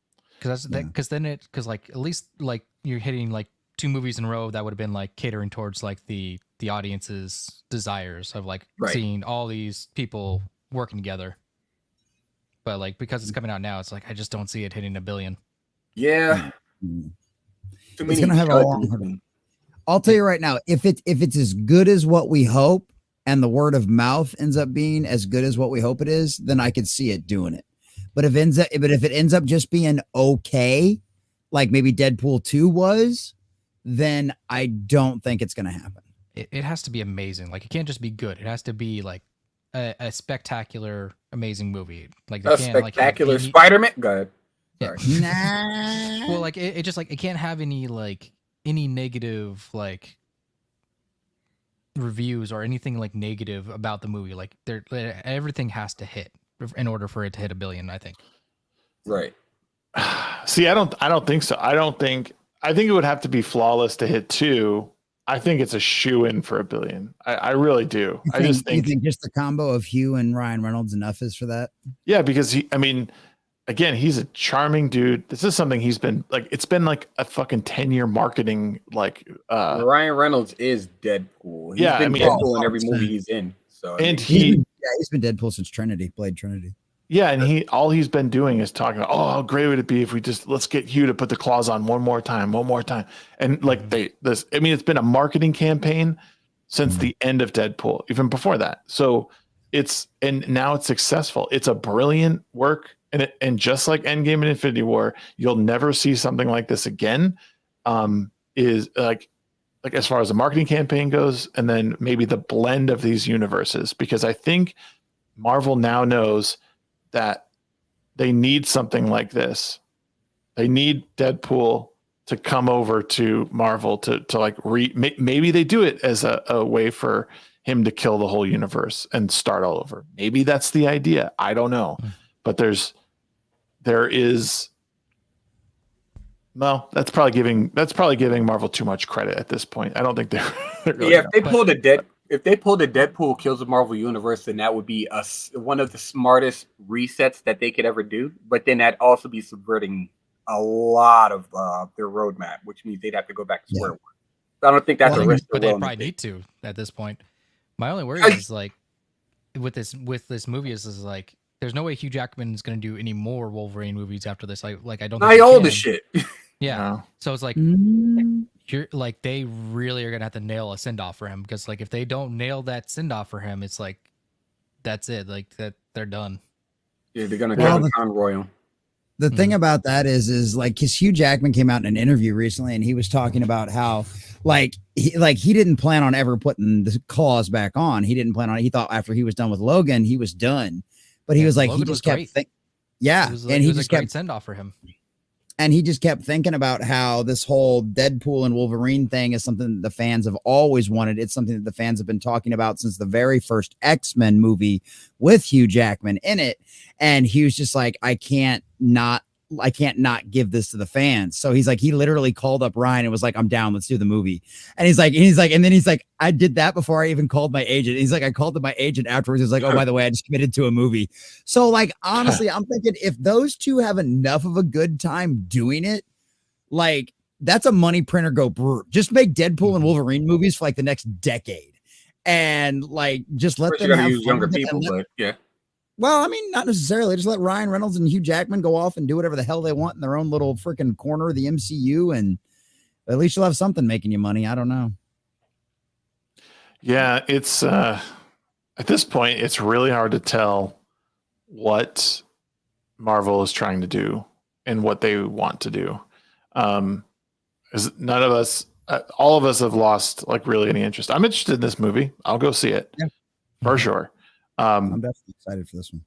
But I just think, what have you done and why are we where we are? Because you had the perfect formula and now it's just all recycled garbage at this point with heroes that no one gives a shit about. Yeah. It sucks, One of the things that also gave me hope was today is because like I've been covering the Blade movie for a while since like we heard the first rumors of its development and when Ali got attached to it and everything else. And I don't know how many actors out there in the Hollywood actually have the balls to do what some of these guys have done. But like Ryan Reynolds has gotten away with everything he's got away with because he's Ryan Reynolds, and he would have told Kevin Feige and Bob Iger to stick it where the sun don't shine if he didn't get to do the movie the way he wanted to. Right. And even he's come out and said, I'm surprised they let us get away with everything that they let us get away with. But one of the things that's cool about the Blade movie is we keep hearing this stuff from the background, from these rumor stuff that later gets confirmed about how bad Ali has been pushing back against the abomination that they tried turning that Blade movie into. The report we just got at the end of last week was they are now on their 7th writer. Okay. They have basically the outline done. They're supposed to start filming in fall, but now they're bringing on a new writer because Ali was pissed, wasn't happy with the villain. And now they're changing it to where it'll be a male villain in the movie. And like, he's putting his foot down. Dude, he's putting his foot down. Like, he is not going to let them, because what they were going to try to do is they were going to try to do it like some of the recent Blade comics have done and bring in Blade's daughter and replace him. And that's what they were going to try to do initially. And Ali was like, I'll walk. I will not do that. And so he's fought his butt off tooth and nail to get the entire thing redone. We've got an entire new team that's on the thing. So that's another one that I am at this point cautiously optimistic about. I just wish more of the actors would have the balls to do that kind of thing. If Chris Hemsworth would have had the balls to do something like that with his Thor character, we probably gotten a much different Thor movie than we did from the last one. I don't think Chris Hemsworth was really in much of I don't think he had much of a say so in that. Like, his own personal health was not allowing him to do it. I think if I remember correctly, he's got like the early stages of Alzheimer's or something like that. No. What it is he's got the genetic marker that makes it highly likely that he will get it. So that was where his thing was, where he came back and was like, look, I'm only going to work with people that I enjoy working with. I'm only going to work on projects that I think are going to be fun.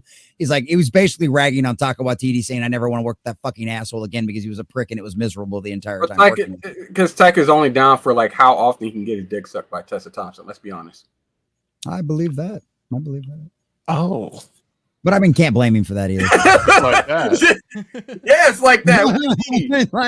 Like I mean, you're talking about the guy. You're talking about a guy who took a role, who took a directing role, not because he liked Thor. He knew nothing about Thor. He took the job because it was a paycheck. Yep. He doesn't give a fuck. Well, he genuinely doesn't give a fuck. He just took the job because they said, "Hey, do you want money?" I liked Ragnarok. I thought he did good with Ragnarok. I bet you did. I mean, it's fine. Yeah, Ragnarok was fine. Ragnarok was a good movie, but I feel like Thor needed a more serious movie for like I'd say the one after that, but they didn't give it to him. They kept, like, just shitting on him. Like, did I want all the jokes? Did I want Planet Hulk? Absolutely. Was I satisfied with what I got with Ragnarok? Yes. Like it was entertained. I was entertained, and I thought it was, I don't know. I just thought it was fun. Like it was a Marvel movie at that point, because like all the other ones had their own like little, like parts that were like not serious, and this was, I don't know. I know why people don't like it. I liked it. Speaking on Planet Hulk, though, I think Ruffalo would have been in the same position as whatever guy's name is, Chris Redfield, or what's his last Evans. There we go. He would have been in the same position as Chris Evans, where like you're a liked enough character in the Marvel movie, but but otherwise you like nobody cares about you in the other way, or like any other position. But he not only is he a not a like character in Marvel movies, he's also a shitty person outside of his role. If they would have gave him the Planet Hulk movie, like where he actually gets to take on a more serious like role, then he would have had that same level of respect that Chris Evans got towards the end of his run as Captain America. Or they could have just completely shelved him and brought Edward Norton back, despite how much of an asshole he was working with. Yeah, he was still the best Hulk we got since Ferrigno. All right, he was the best Bruce Banner we got as well. Yeah, that like, too. He was much better than Ruffalo as Bruce Banner, as far as I'm concerned. God, oh my God, it pisses me off. I hate Ruffalo. Right. Yeah, I just don't think they could do a Planet Hulk, because I feel like if you want to do Planet Hulk, right, you got to do like kind of like more of like a gritty kind of like dark. Oh, for sure. Movie. And I don't think Marvel or like Disney would do it. But like Mark Ruffalo, I don't think they would do a good job at it. Yeah, you got to bring in the Illuminati as well. So yeah. Well, the other thing was too is like the elements they took from Planet Hulk were just like, it was just member berry type things. Like, oh hey, look at this. See? Yeah, it pissed me off when I saw Beta Ray Bill's like face up on the fucking Coliseum. I was like, but we don't get Beta Ray, but get the fuck. I don't want it. Well, even Meek, like Meek was a huge part of that whole thing, and I was like, something like that is just like, okay, well, that's nothing. Yeah. Well, and that's the thing is like when you say like you, as far as Planet Hulk, you were satisfied with that. That's why I completely disagree with that. And I understand like the rights issues and stuff like that. And there's an argument to be made for that's why they can't do a Planet Hulk movie properly and yada, yada, yada. And I kind of defended the movie at the time because of that. But as far as like adapting Planet Hulk properly, like it's not even close. Like it's an absolute shadow of itself. I'm totally with Sheep on this one. It's an abomination as far as that kind of stuff. Maybe I had it backwards. I wanted Planet Hulk. I was satisfied with what I got as far as Ragnarok, not with those so the movie as a whole I enjoyed, but I would say I was disappointed with what I got as far as Ragnarok. Like, it was like they wanted to say to me, look, we were thinking about this. Right. Here it is. And it was like, yeah, but you totally got it wrong. Like, that's not it. Story beats that had no problem. They had no place in the movie in the first place. Right. It was like Valkyrie is a story in its own. Right. Yeah. We all want Planet Hulk. We want World War Hulk. Like, we want those things, not this. Like, please, stop messing this up. And honestly, it was the beginning of the end with a lot of it. It's like Eric says, like, you can get more of the customer's money. It sounds greedy, but you can get more of the customer's money if you give them what they are looking for. Yeah. A weird concept, I know, right? Like I've been saying this in my videos for a while. Make the fans happy, we'll make you rich. Screw us over, piss us off, we'll make you bankrupt. And that's what's happening. Excuse me, sir. Excuse me, Mr. Chef. I wanted a steak medium rare. How in the 1900 403 realms, I know what I just said, 1900 403 realms, did I just end up with a goddamn salad? There's no meat in this. I don't want salad. I want meat. And then the chef just goes, fuck you. Like, get out if you don't like, the steak I just gave you. It's just like, all right, well, cool. I'll go ahead and go get my steak somewhere else, blackjack and hookers. And then the chef loses business. Yep. And that's exactly what we see with Hollywood right now. Hollywood, the gaming industry, all of it. They thought that all of us would just Yeah, they thought all of us were just a bunch of dumb, sheep that would just eat whatever, pigs at the slop. It would just take whatever they wanted, and and they're finding out that they were completely and totally wrong, and now they're fucked. Mm-hmm. And I'm here for it. I'll document the disastrous dumpster fire of all things Hollywood. Gentlemen, yes. I think it's about time to wrap up. Closing Raiken, time. you are always welcome back here. Appreciate you coming tonight. Hope you had fun. Thank you for having me. Well, you're always welcome back when it's Wednesday. We'll say that. Yes. The other day, stay away.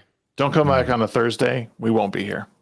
But what do you got coming up, man? Share what you got going on. Let's get some links for him in the chat, because Raiken's over on Rumble, and I'm sure you guys have seen him.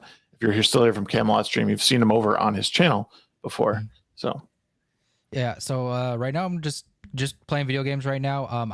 I don't have anything planned at the moment. I've been so busy like the last couple of weeks. I've been like working a lot of overtime at work and then like traveling and stuff. So I haven't had a whole lot of like plans, but I'm going to be trying to get back into like a normal like schedule of like streaming video games on Rumble. And then hopefully just like take the leap and start doing some YouTube content soon. That's what I'm hoping for. But yeah, follow me on RaikenNight on Rumble and on Twitter. Same, just RaikenNight. Nice. Sheep, what do you got coming up? Selling more Ripverse books. Y'all be on the lookout for Gooding. It's going to be dropping next month. Next month being June. So y'all be on the lookout for that. That's being done by Mike Barron and Will Conrad. Nice. On the art. So it's going to be phenomenal. On top of that, I will be on Horror Amarada's channel this weekend. Playing Neverwinter Nights, her and a couple friends. Then on, that's on Saturday. On Sunday, we're going to be playing 3.5, where everybody on the team is non-human except for me. I'm the only human. It makes it great. Nonetheless, D&D 3.5? 3.5, yeah. Sweet. D&D 3.5s. Otherwise, I will be drawing or playing Dragon's Dogma. Most likely drawing, because I think I put I think I'm somewhere close to like 300 hours into the game. I think I've earned the right to like sit it down for a while. I'm going to be drawing. So there's that. Go to fandemonium.locals.com to read the prologue of my manga. I am completely satisfied with where it is. I could have done, better things for it, but I like where it is. And I'm just going to, improve from there. It's going to be great, bro. Trust me. That's my source. Huge. Sources, trust me, bro. Huge. And I'm trying to think if there's anything else. No, there's not. Go read manga, y'all. Go read manga. Hell yeah. Jesse, what do you got coming up? Tomorrow morning, 11 a.m., pop culture and all things nerdy through a common sense lens. We've got the morning prep. Come subscribe to my new YouTube channel. We just crossed 650 subscribers today. So come check that out. We're officially monetized over there, so you can become a member and all that kind of stuff. And all of that stuff helps out with the move. So come join us tomorrow at 11 a.m. for the morning prep, where we go over all the pop culture and nerd news of the day, and go through all of that kind of crazy stuff and cut some videos. That'll be a good time. Other than that, that's kind of my schedule. I mean, that I do Monday through Friday at 11 a.m. every day. So feel free to come us over there, Rumble and or YouTube, all of those wonderful platforms out there, X and all of that kind of fun stuff.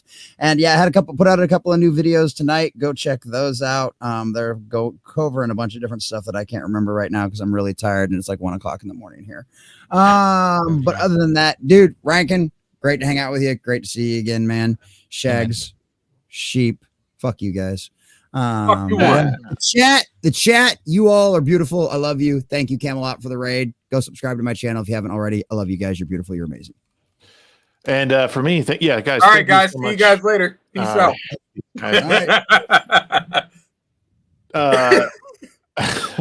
Thank you, everyone who came over from Camelot's channel. I really appreciate it. Cody, thank you so much for the raid tonight. Appreciate all the commentary you're doing regarding Nick's stuff. I'm going to try and catch your stream from tonight tomorrow and just hear what you had to say, because it looks like things were different and you got a lot of updates from him directly. So I'd love to listen to what that was. Make sure you guys check out my channel next week. I'll be doing 2 interviews for the Ready Set Shag podcast, one on Monday with Cordo Black Carrot, and then one on Thursday with with Zach Shutt from Meta PCs.